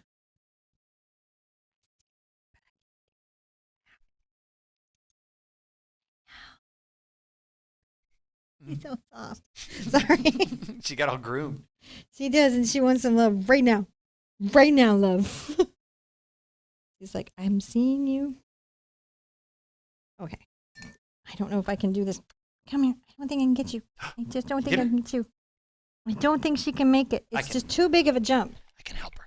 Well, what it is she's not confident. It's just too big of a jump. She's not gonna make the jump. You give her. Oh, you want to give her a hand? Okay. All right. I might be demiked at the end of this. That's okay. She likes you. We'll get it back on. That's delicious. You just was so sweet. You're just so sweet. And I have no treats. There's no chicken. No treats for you. No treats up here. No treats up here. I definitely try to keep the dog treats and my paint supplies separate. Just because, like, everything smells so delicious to pets. It does. All those goat hair and squirrel hair brushes and hog hair stuff. Just chewable. Chewable. Did you want to paint today? No painting for you. Mm-hmm. Twix is getting post-grooming cuddle. Good girl. Even your breath is good today. And she's just the sweetest. Okay. I think she's cuddled, and we should probably, teach Art. Don't you wish you're petting her? She feels like and thank you to everybody on YouTube supporting us with the super chat. Patty. Rick says, thank you for the super chat. Thank you so much. The piece for my free jerky chickens. My jerky chickens, which is my favorites. She likes those not freeze dried, they're jerky chicken breast. She loves them so much. She chews them all up. She's going to go sleep here. But I don't want her to get into paint, John. I'm going to very carefully pass her to you. Oh. And go back to painting. I can't paint and hold her. No, I thought you just put it down. Why didn't want to? It's too far. Oh, no, it's not. She's jumper. Okay. You know what I mean. It's just too far. So back to the painting. I'm just feeling very restored. That is just a wonderful feeling, isn't it? To be loved by another creature. Just a blessing.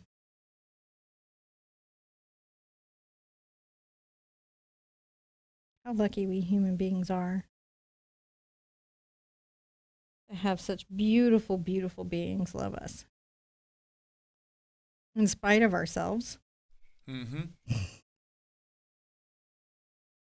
I'm just adding the edges of leaves that are maybe, kind of peeking out there. A little more yellow and white.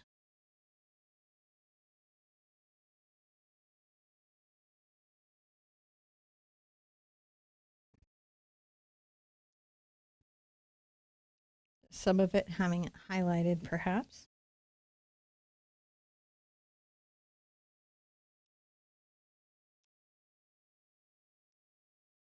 There we go. Those little crunchy leaves that are there. Just got a lot of leaf work to do. Take my yellow and red again. And we've got brown over here. So it's great. We're running through all these more neutral colors as we go.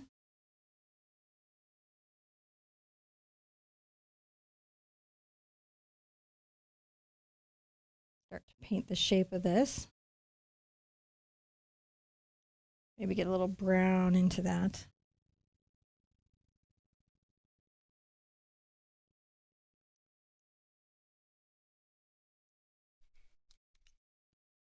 Now putting this back.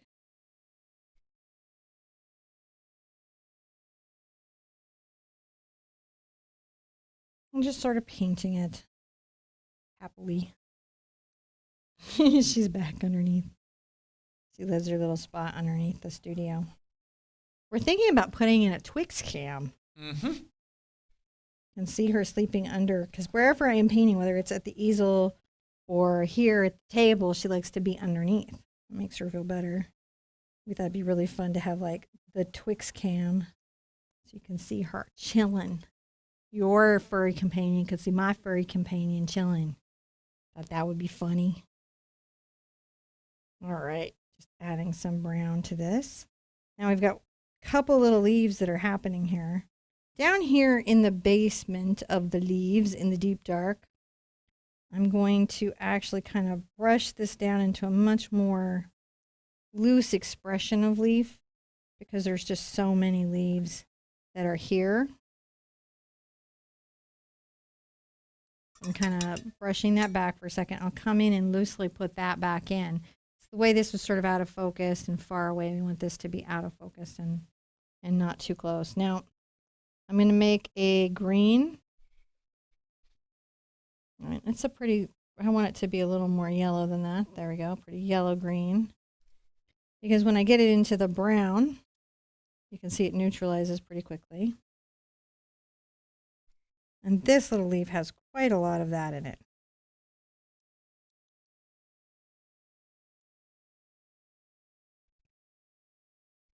A little bit, hint of green. Because sometimes when the leaves are losing their color, right? They lose it, but not all of it. Just some of it. And I like that little pop there of just neutralized green. A little bit.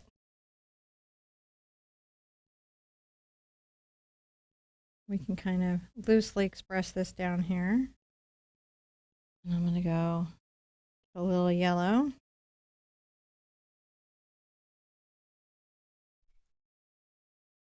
Grab a little red. Little leaves.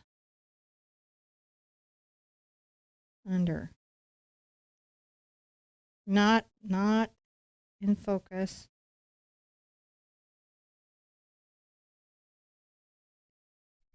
And then we're going to come in and get a little more of our orange going. What's the That was a very distinctive I'm just looking at your painting. Oh, it's just a little painting. I like the greenishness that you added there. It's nice to add little pops of color. Now, I have this here. I will have to put it on the cup a couple places. Oh.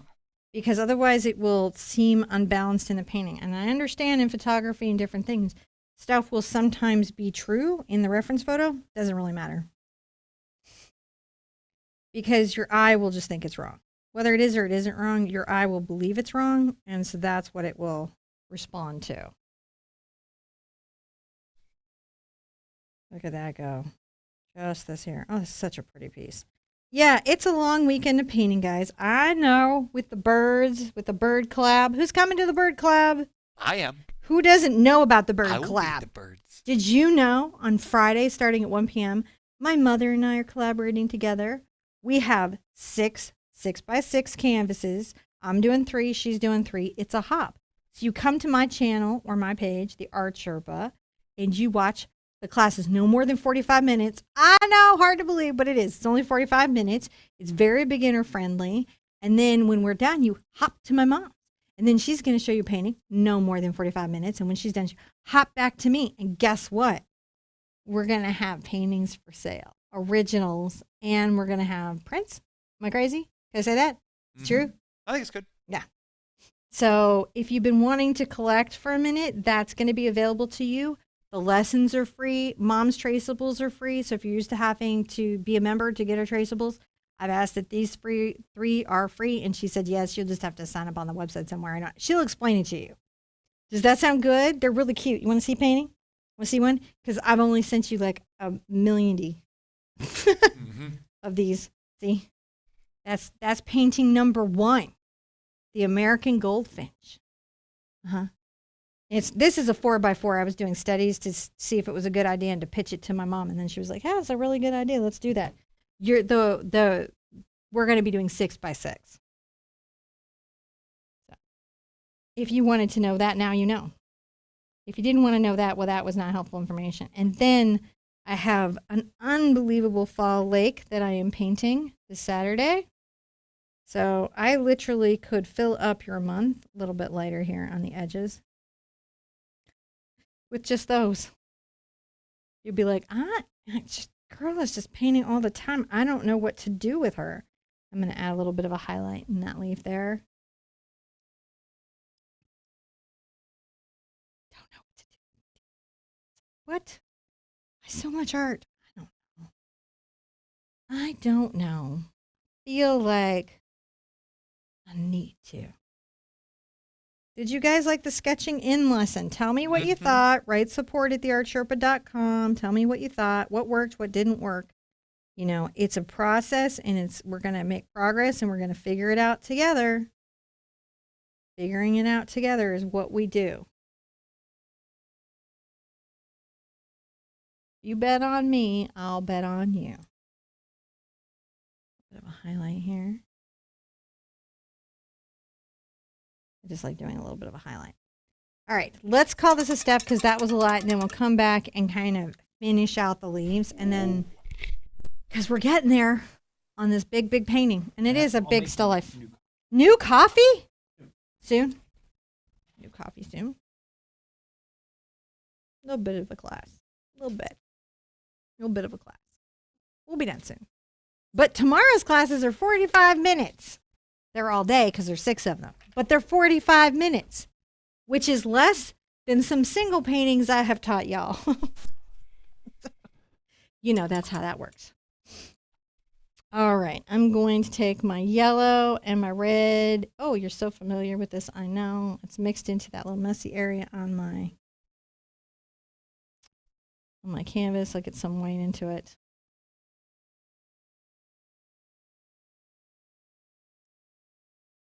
Start talking about like what's happening on my acorns over here. My acorns. Acorns are good. All right.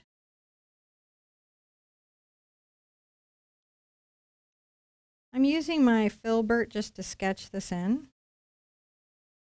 You know, how you do. Or how I do anyway.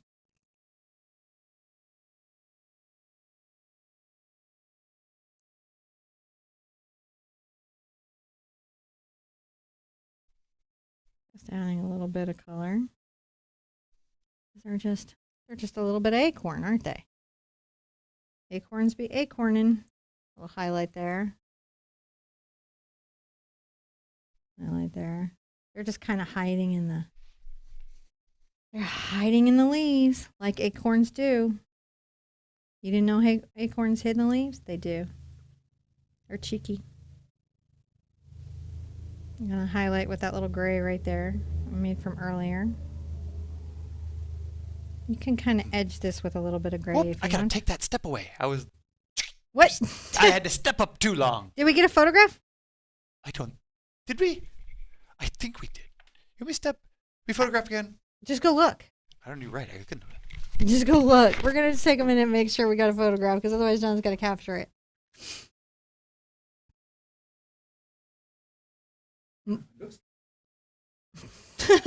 Who knows on any of these? Who knows anymore? I think I did because I said I was going to make you coffee. That's right. You said you were going to make me coffee, and I was like so excited to be getting some coffee. So we did this. So I just have to increment the step thinger. Ba-dink! Incremented. So you guys know I incremented the step thinger, all the mods. They'll know? Hey, I normally tell them in little chat. Okay. So as long as they know, I'm kind of adding some shadow and shading to these little acorns, which are starting to kind of pop up now, aren't they? In their little acorn way. Take a little of my black over here and a little of my brown as we have been doing and make a dark color. And I'm going to go ahead and give myself a little acorn, couple little acorn stems because I can and I felt like it. So that's how that happened. Going to come in with some black. I'm also going to come in under the acorn cap just to show that shadow, right? Why not?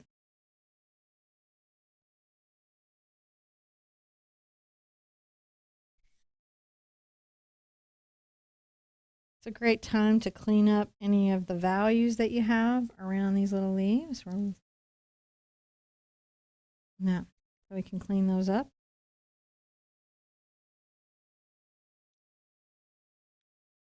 A little bit between those leaves, because why not?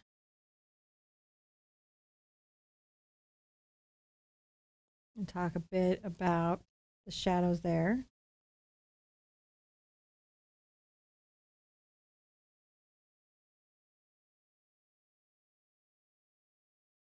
Just lightly sketching on the outside of that leaf. Light little line there. That'll let me just come in and pop a highlight later. I may even come in and grab a little of my brown black and just make sure that this edge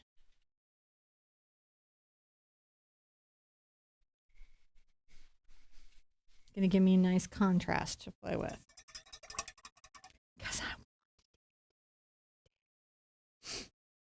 This leaf is more in the yellow, so I'm going to take my yellow, and it's definitely got a little orange to it, but it's brighter yellow. If I need some white, I'll pull that over here.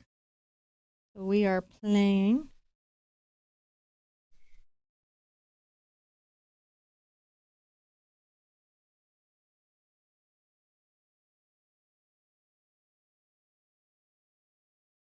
a little bit of that highlight there.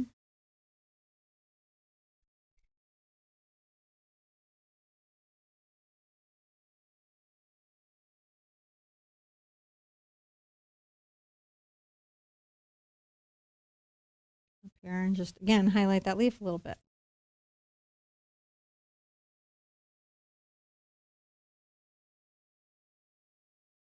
And paint negative space around that veining.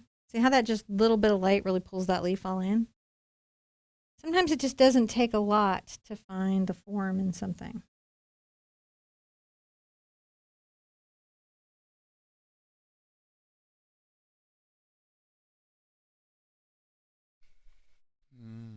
Very pretty lead. Putting in a little sketch there, letting those leaves be loose and lightful, a little light on that edge.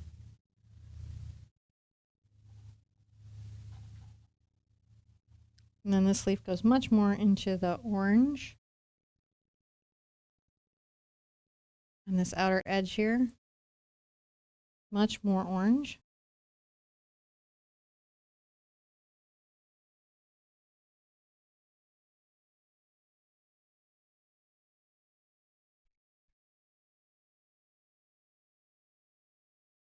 And if I need to get into my brown and black, I just come down here, my brown and black. Kind of blend it up. Soft pressure.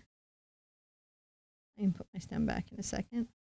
Make sure that that leaf has a little bit of a shadow there. Rinse out every once in a while. A little bit of my red and orange.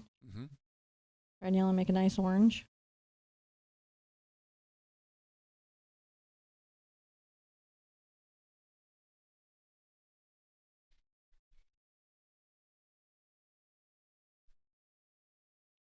Trying to blow up my one leaf. I'm going to come here with a little bit of yellow. I want a bright yellow. These are just a little purer in their color so that they have a little more pop where pop is needed.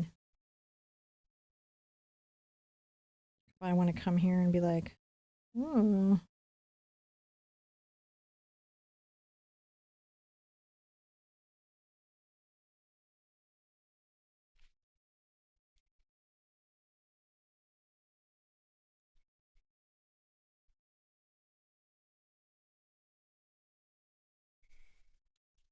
Just pulling that in, see?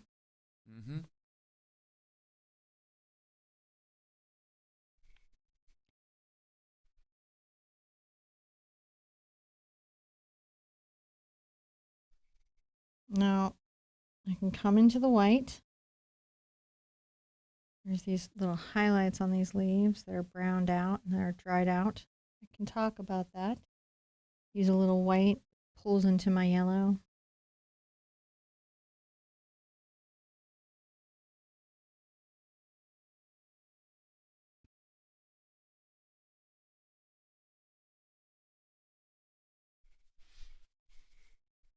And I'll leave that center there to think about itself as it wants to.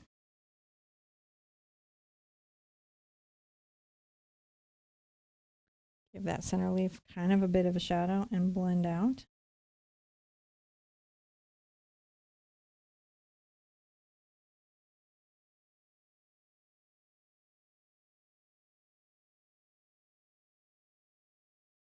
Find the bend and bow of each leaf.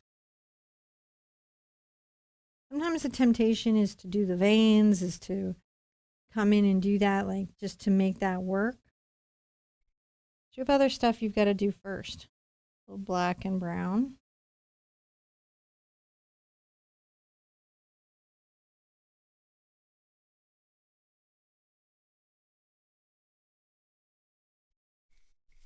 Blend that up. So acorns happen in there. Acorns happen. Get a bright yellow orange. Might pull some white up into it over here. I hear you. I hear you breathing. I'm just watching your little acorns. A little highlight on that acorn there. Maybe a little one there.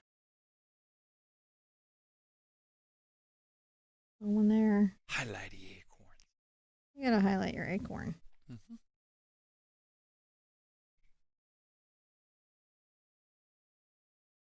So you can see them. Highlighted acorns.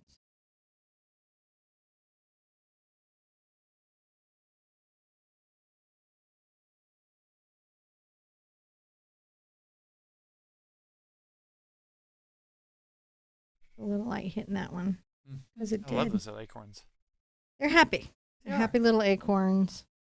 Maybe the acorns, little branches here, and it kind of comes up and it's got a little highlight on that stem. And a little highlight there on the cap. Because you can have one.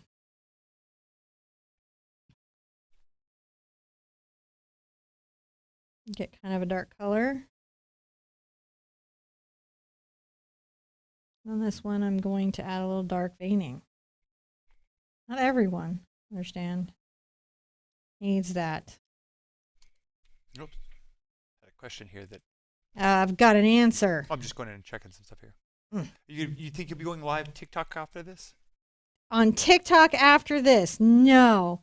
So I think my next TikTok live is going to be Sunday or Monday, probably Monday.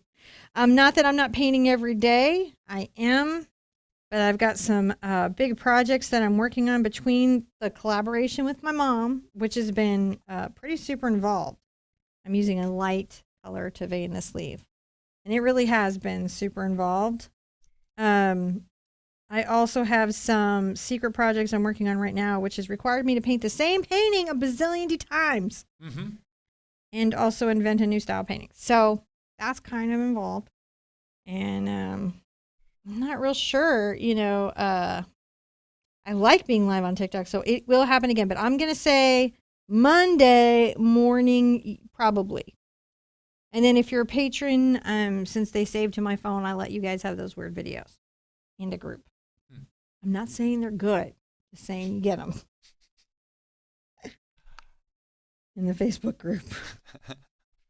And if you're a patron of YouTube, you get into the Facebook group. So don't worry, you've got that. So now I'm starting to add a little veining, right? Just a little bit to some stuff. Might come here on the other side of some of these light veins. And just add some veining to some stuff.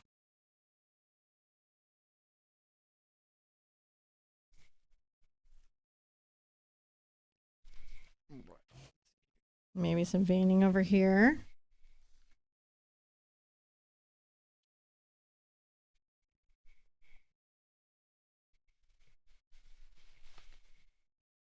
Little veining. Little veining. Just a little.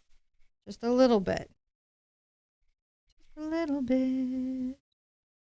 Just a little bit of love for me.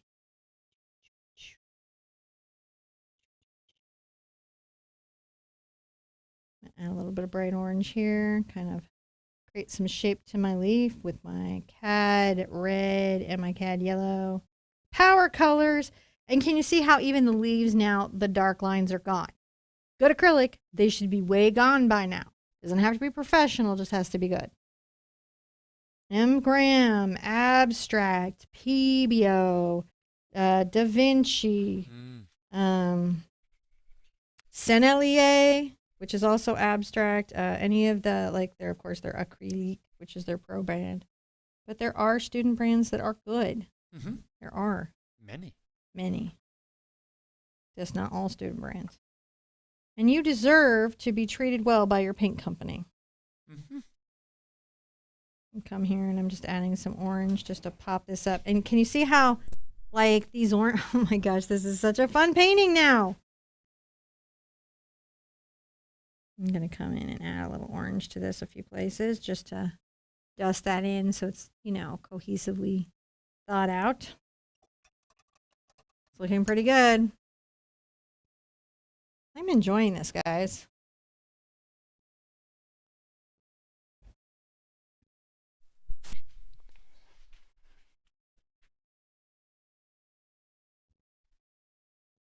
Sometimes it's nice to give a little highlight to some of the veins. Mm-hmm. Loosely. Oh, there they are. You know, just a little bit.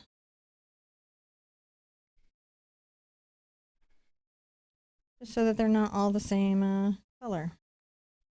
Just a little bit of highlights here and there. Yeah, a little bit of highlights here and there. Let's call this a step, and then we're going to do some coffee cups more. Do some coffee cup. I'm going to change water because my water be dirty.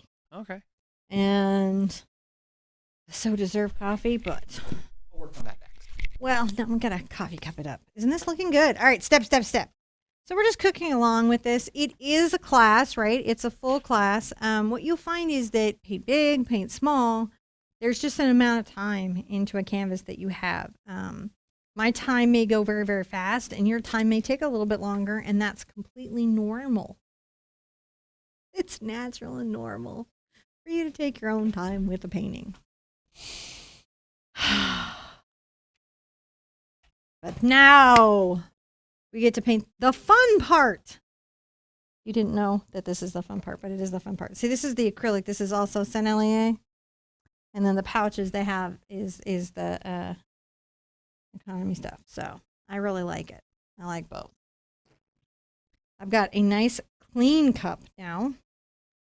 And that is very good. I'm going to take a little bit of my ultramarine blue and some brown and make kind of a gray. I love this gray. It's a very good gray. Because it's neutral, but it's also kind of cool, right? And then come here and speak a little bit to this side of the cup. This is the bit of the saucer coming around this side.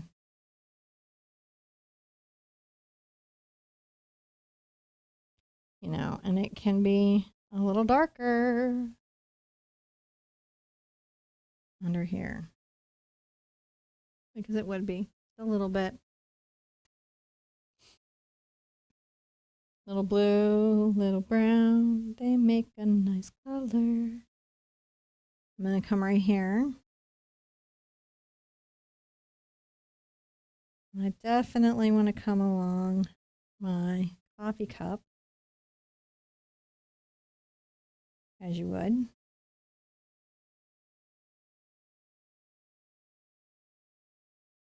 Start to blend out a little shadow.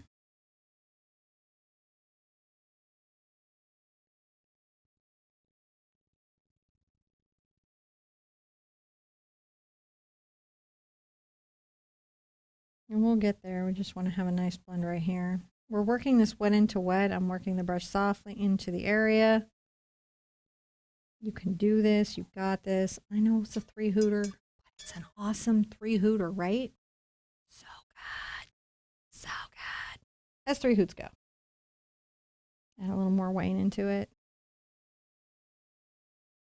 Now here's the thing. I'm going to get into my gray with a little more white into it. I'm going to make sure that under that coffee cup, that the little ledge of it is shaded, but not, you know. So there's a little bit of a shadow right here. And then there's going to be a highlight. It's kind of a mixture of both, so we've got to kind of get this down. And then I'm going to come A little bit of a shadow, which I am doing right now with my burnt sienna and my ultramarine blue. I just make sure there's one here.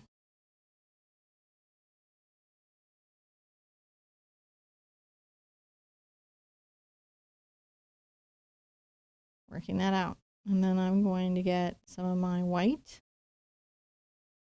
Come to the top.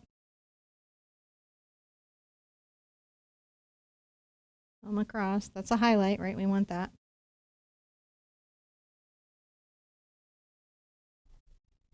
This is definitely lighter, but it isn't the lightest highlight that we've got. So that's why I'm kind of coming around here thoughtfully, because I need to leave room for some hot reflections, which sounds more interesting than it is.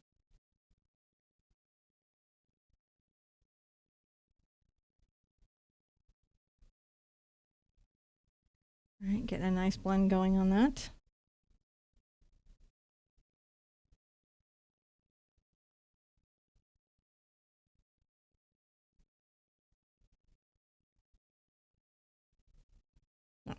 Coming across the bottom here, right here.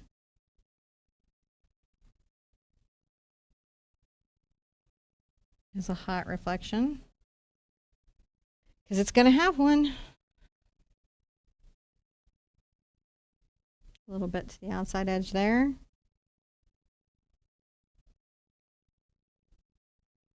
A little bit right there. A bit of a highlight.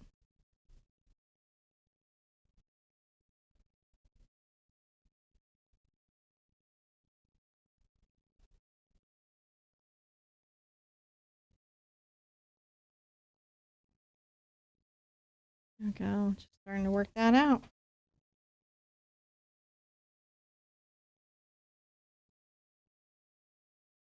Not quite as dark as what I have here.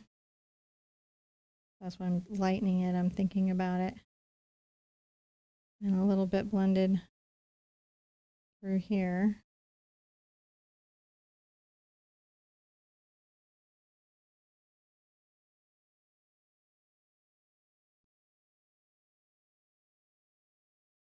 Right here, I'm trying to find a little spot for shadow. Just want a little shadow there. I'm going to go into my white.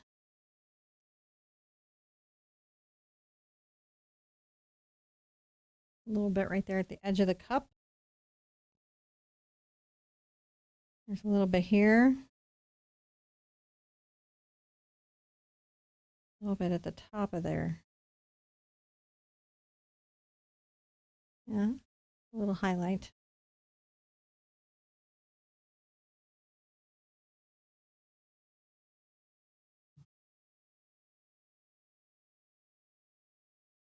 Come along the top of our cup.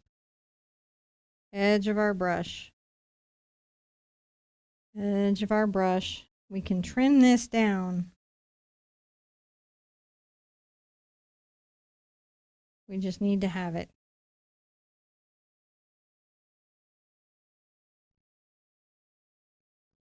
Along our rim, we want to have it. Oh. Okay. It's good. A little cool, but good. Mm-hmm. My creamer's refrigerated, so it's a problem. So I'm going to come in here and I'm going to load a little bit of my shadow color on.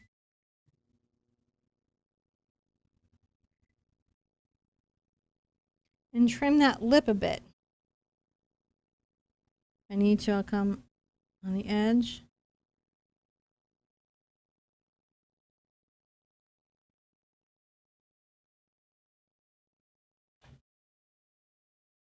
And we're trimming that lip a bit.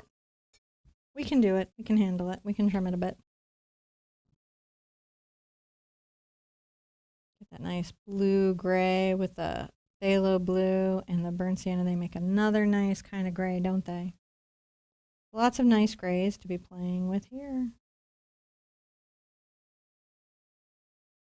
And I'm going to finally get my glazing medium involved. You can do this without it. There's a bunch of information on the event page about it. What glazing medium does. Not all glazing medium. Gloss glazing liquid by Golden Artist Colors. Just this brand, just this product. Slows down the drying time of your paint. Allows you to glaze into thin, transparent layers. It opens the drying time as much as 45 minutes, depending on your mixture. It's a very powerful tool, and I love to have some in my paint box at all times. I'm going to get a little white onto here. And I can use my glazing medium to blend out too. And this is going to be really wonderful to be able to do.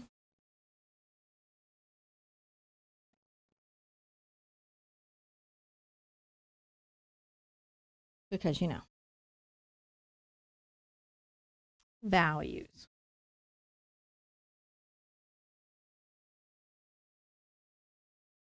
Come along here. And again, that shadow I am measuring with this.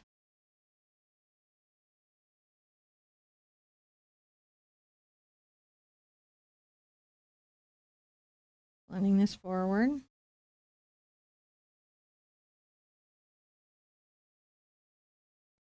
And then also coming in here and making sure that this is, definitely want that shadow, but I want a measured shadow. Then come into my black and ultramarine blue, which is Payne's Gray.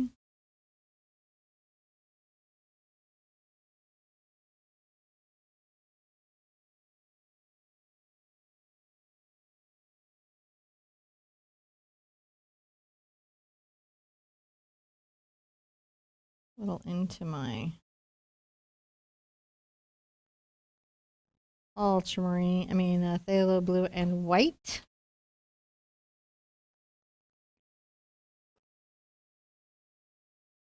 And I am going to want to start getting more of my white out because I have to lighten the overall aspect of my cup up a lot. I'm going to dry everything for a second. And then we're going to come back and continue on. All right, so while she's drying that, let her sip her coffee. And I'll go over and make sure we guys don't have any questions. We've had some dad stuff going on in the background today. No, nothing. If you are seeing that your resolution isn't as high as it should be on YouTube, check in the gear down below, and you may see that your resolution is like 420 or 720 low. Oh yeah, that's a thing that happens. If you select it up to 1080, then you should see this at full resolution. Get into a little bit of green. I'm going to add a little bit of that here. It's going to be just a dusting, but I just want to make sure that that green in that leaf exists somewhere in the cup, no matter how much I'm going to knock it back, which I'm going to knock it back a lot. I'm using my 1/2-inch angle brush. Come in and get a little of my orange. I'm going to mix some white into it.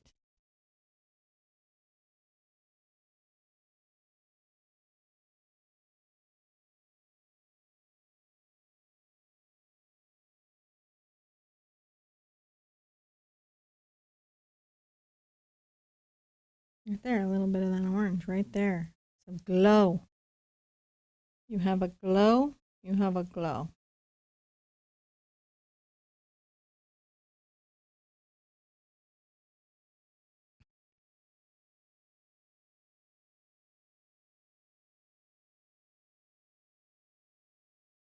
Right here. Maybe even a little yellow in it. Little drama.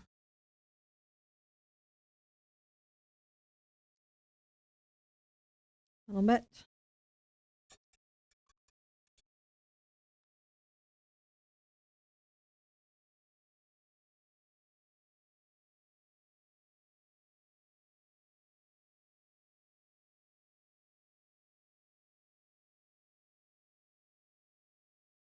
Come back on this angle. So there's this very sharp reflection here underneath an interesting sort of shadow. And then there's a coffee shadow in the cup because there's light coming through the cup. So this is why this is such a fun challenge as a painting.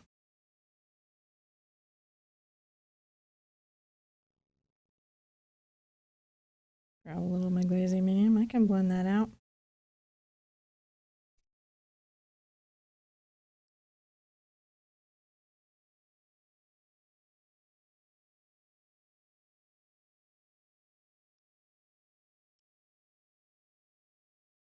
I'm coming up and down on this to kind of make sure that, you know,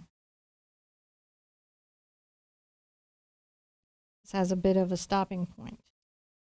Mm. Just a titch of gray into the white, and it needs to be a light color.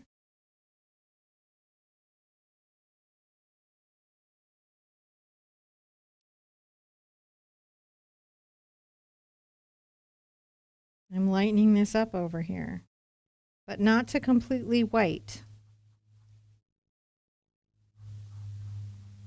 Do not want to take it back to completely white. That is not going to be a good plan. Get glazing medium if you need to help the blend.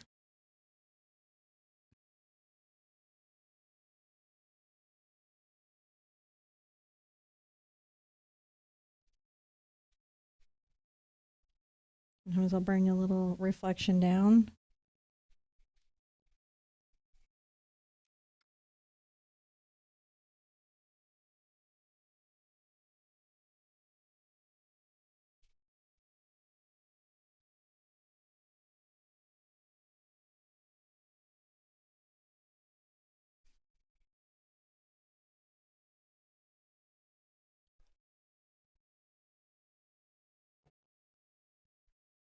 A little bit one right here. Pull that little reflection down.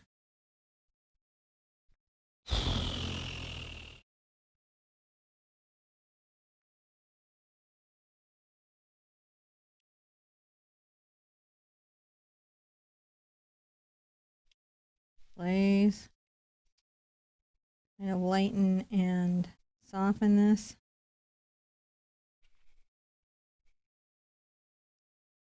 Soften that a bit. I'm curving around along that highlight on my cup. Mm-hmm.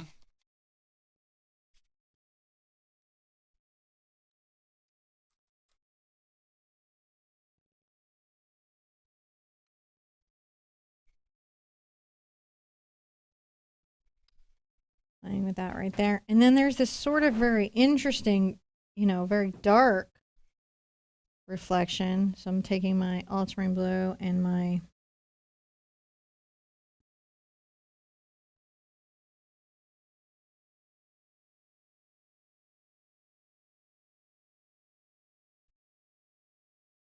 loop it right there. That's too dark. Oh, I understand the question. What? Okay. Too dark, guys. All right. Too dark. If I wanted to put some foamy goodness over the top Yes. of the coffee cup, You which can. took me a minute to, I was thinking like wave foam? What were you talking about? So if I were to put some foamy goodness over the top, what color should I use? Thanks. Well, probably in the same ranges of these, but you're going to be lightening them up to foam. Foam is not white; it's off-white. We have a foam. If you go to the Red Heart Cup from Acrylic April 1 or 2, I think it's 1, 2019, we actually do foam. We actually do foam.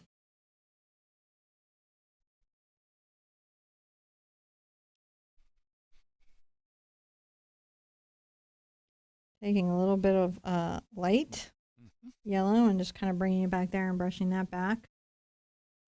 You know, getting that worked out. I'm going to take a little bit of that same kind of, put some right there. I need to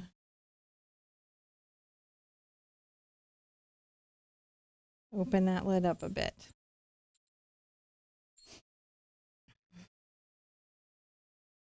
When I open the lid up a bit, what I end up having to do is trim back from this side. So I'll have to trim back from the coffee and the other side, right? Like, so if you're trimming back the top lid, you would come in through the coffee here while we're trying to correct it. Now, There's some fabulous bits of stuff happening down here, and I don't want to miss out on it. So I'm going to take a little of my yellow and my white.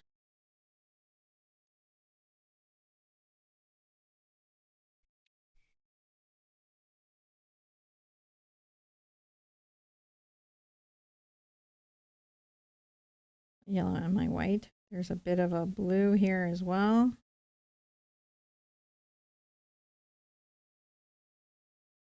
A little reflection back in there.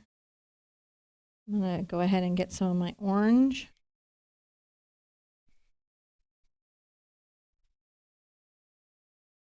Into that center. We'll have to come back. We're going to come back with a very bright white. But just right now we want to know that we have that there.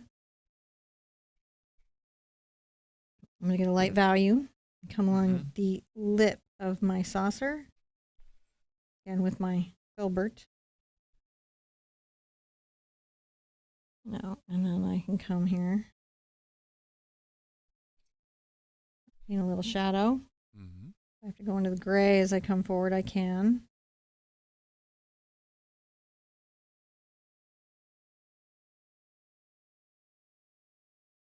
The green will peek through.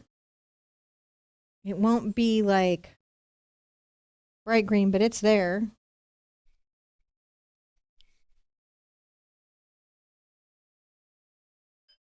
Pulling that white forward. Saucer.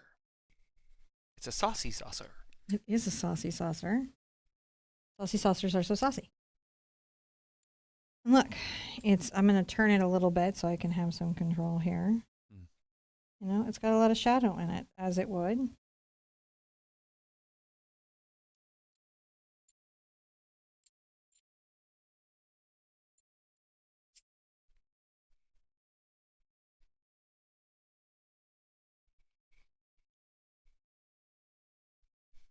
Maybe a little blue and white. Pulling it there, playing with that. Now, down the center of this,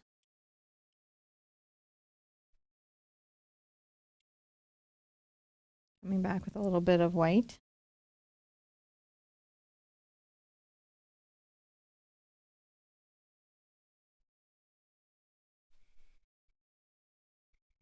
A little bit into reflection.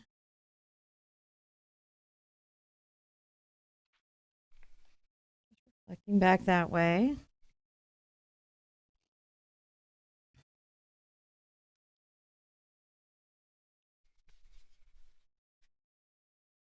And you got to keep those brush strokes kind of going roundish. We want to keep it curving.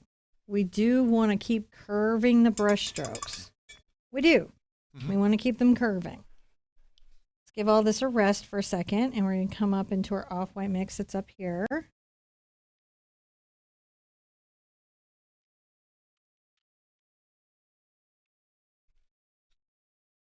We're adding a little highlight.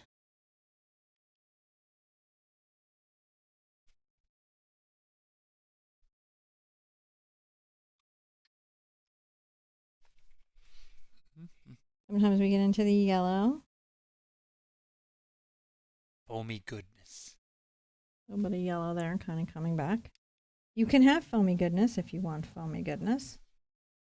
We're going to have steamy goodness. But you could have foamy goodness if you wanted foamy goodness. No one is allowed to stop you. Don't let anyone quell your foam. Don't let anyone do that to you.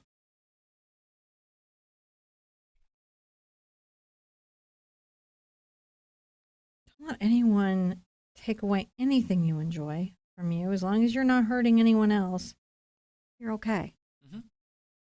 The only time you have to stop and examine what you're thinking is if your actions harm others. And maybe it's time to examine your choices. And a little bit of a thing there. And come down with some white right here. Kind of fun. I like doing the reflection part.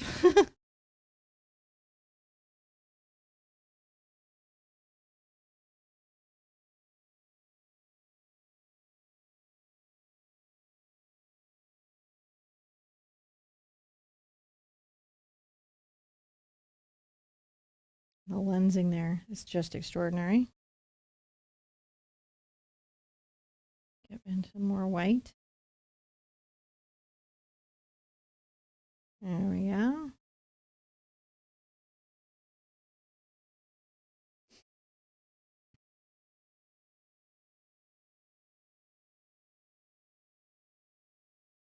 Trim that back perhaps a little bit.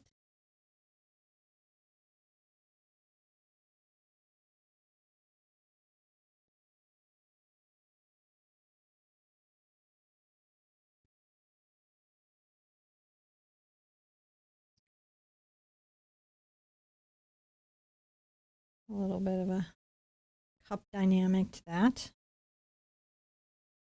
Back to here. Bit of a cup dynamic. See, we get there when we start getting there, don't we? Oh, goodness. Let's put something up there. Let's put something right there. And coming on the edge here.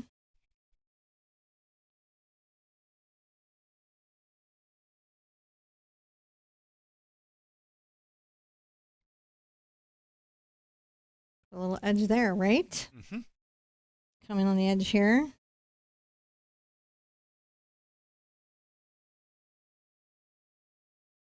I'm going to turn just so I have control over my stroke.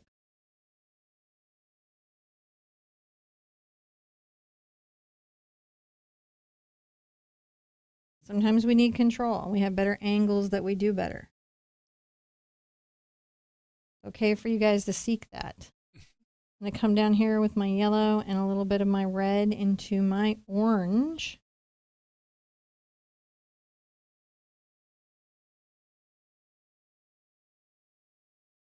That reflection of the lip really sells that coffee cup. It sells it so good.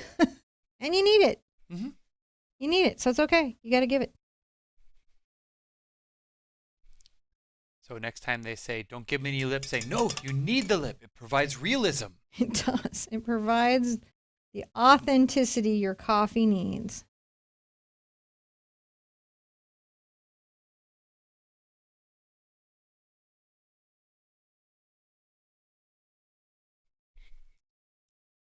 Come here and lightly, there we go. Kind of a strong edge. I'm going to come on the edge here very carefully. Pierce in. Mm-hmm. Get that reflection considered. Reflections are important. They are important.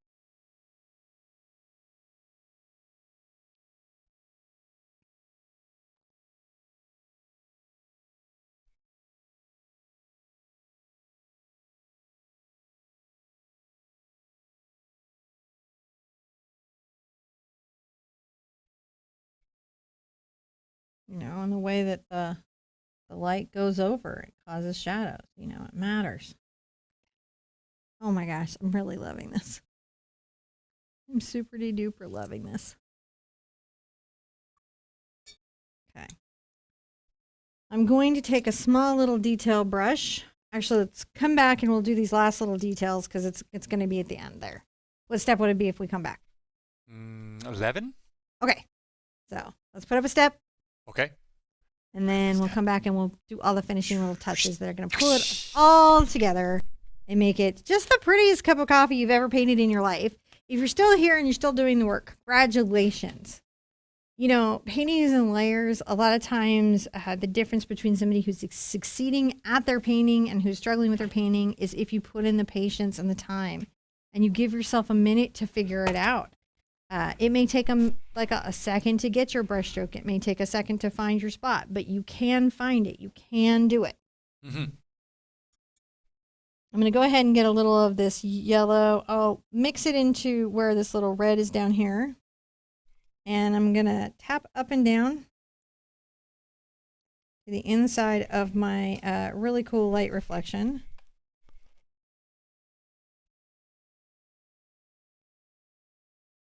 I really like that. I was really fond of that light reflection. I'm going to treat myself to some fluid white acrylic. And the reason I treat myself to this is it just makes painting certain fine lines a lot easier. So if I want to come to the top of my coffee cup and catch just a good fine line, it's just easier for me. Because it's very pigmented.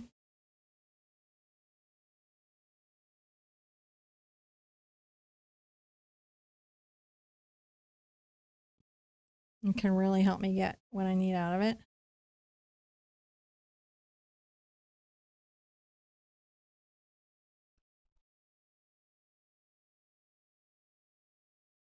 Adding a little bit of high reflection. I like doing that.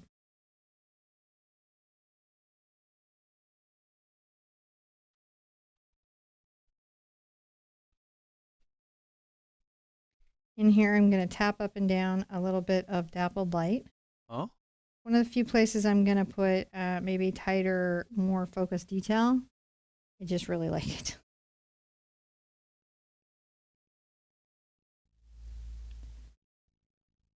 Push that brush up and down and break up that light so we can really see that it's, ooh, ooh. It's just fun. Come back in. Go ahead and exaggerate that. Exaggerate that.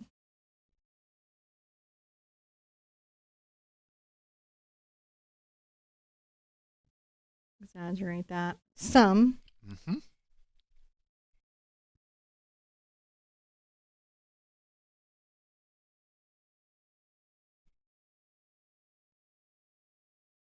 A little bright reflection right here.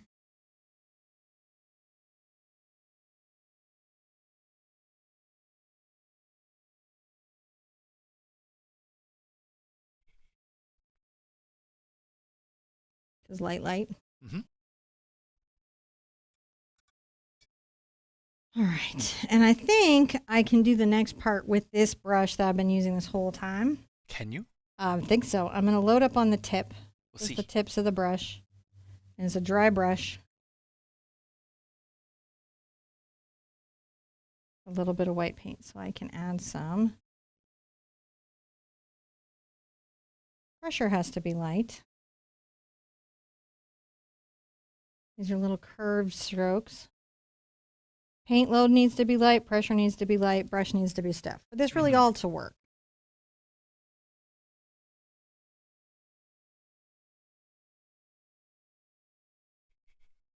Ooh. The way that magic. That coffee foam and stuff kind of smokes. You gotta just give it a. It takes a little while to learn how to do this, and the only way you're gonna learn, guys, is practice. Now this is something you should practice on a scratch surface. I would practice this on construction paper. Mm-hmm. If you're really new to painting, grab yourself a package of construction paper from the grocery store. And on dark sheets of paper, practice brush strokes so you can see them. So dark paint on light paper, light paint on dark paper, and practice a brush stroke or two so you can see, are you handling your pressure? Are you getting the gist? Yeah. Because it can take a minute.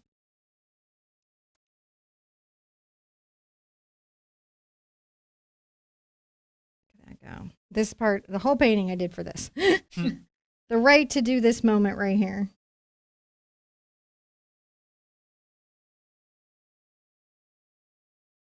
If you overdo it, all you've got to do is paint out your coffee and start again. Yeah.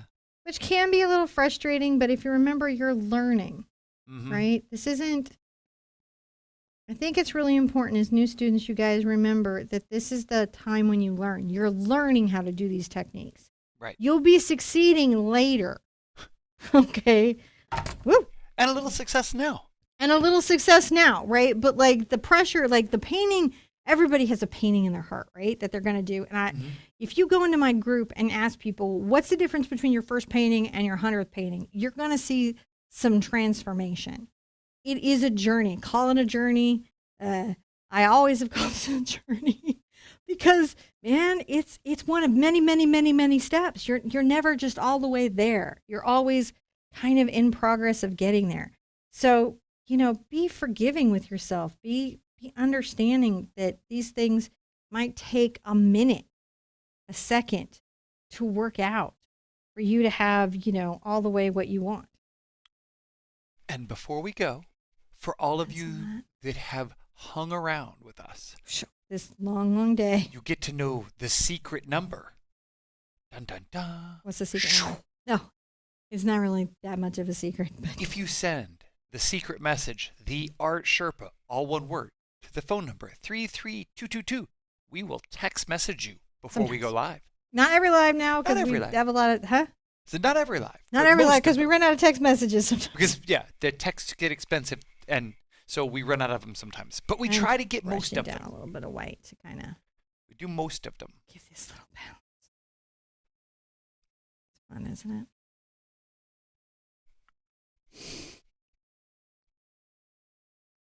I'm going to come across here with a little glazy medium and sort of lighten everything on this. See how I did that? Took a little glazy medium across. Glazy medium. What? I know. It's a cool trick, right? It's a cool trick. Glazy medium, a bit of white.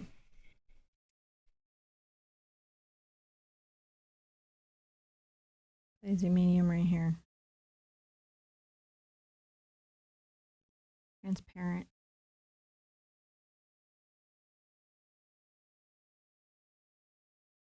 I like it. All right, I'm happy with it. I'm going to sign it. Oh, yeah.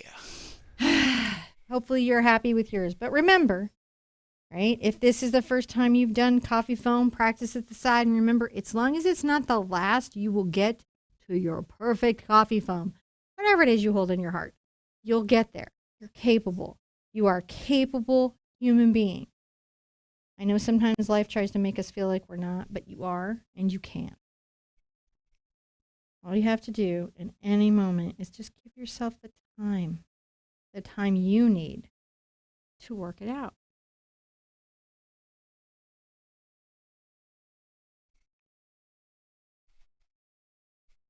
I like to sign. I do sign in the corner. I do that, but I like to sign a little bit in the same colors as the painting so that my signature doesn't become the whole painting. Mm-hmm. Oh, goodness. This is so beautiful. Folks are really enjoying this. I'm so glad. I hope you guys had fun. It was a fun thing to do. We've got another nice big 3-hoot painting on Saturday. So if that's where you are, that's what that is. Tomorrow is all 1 hoot. Oh. Very beginner friendly.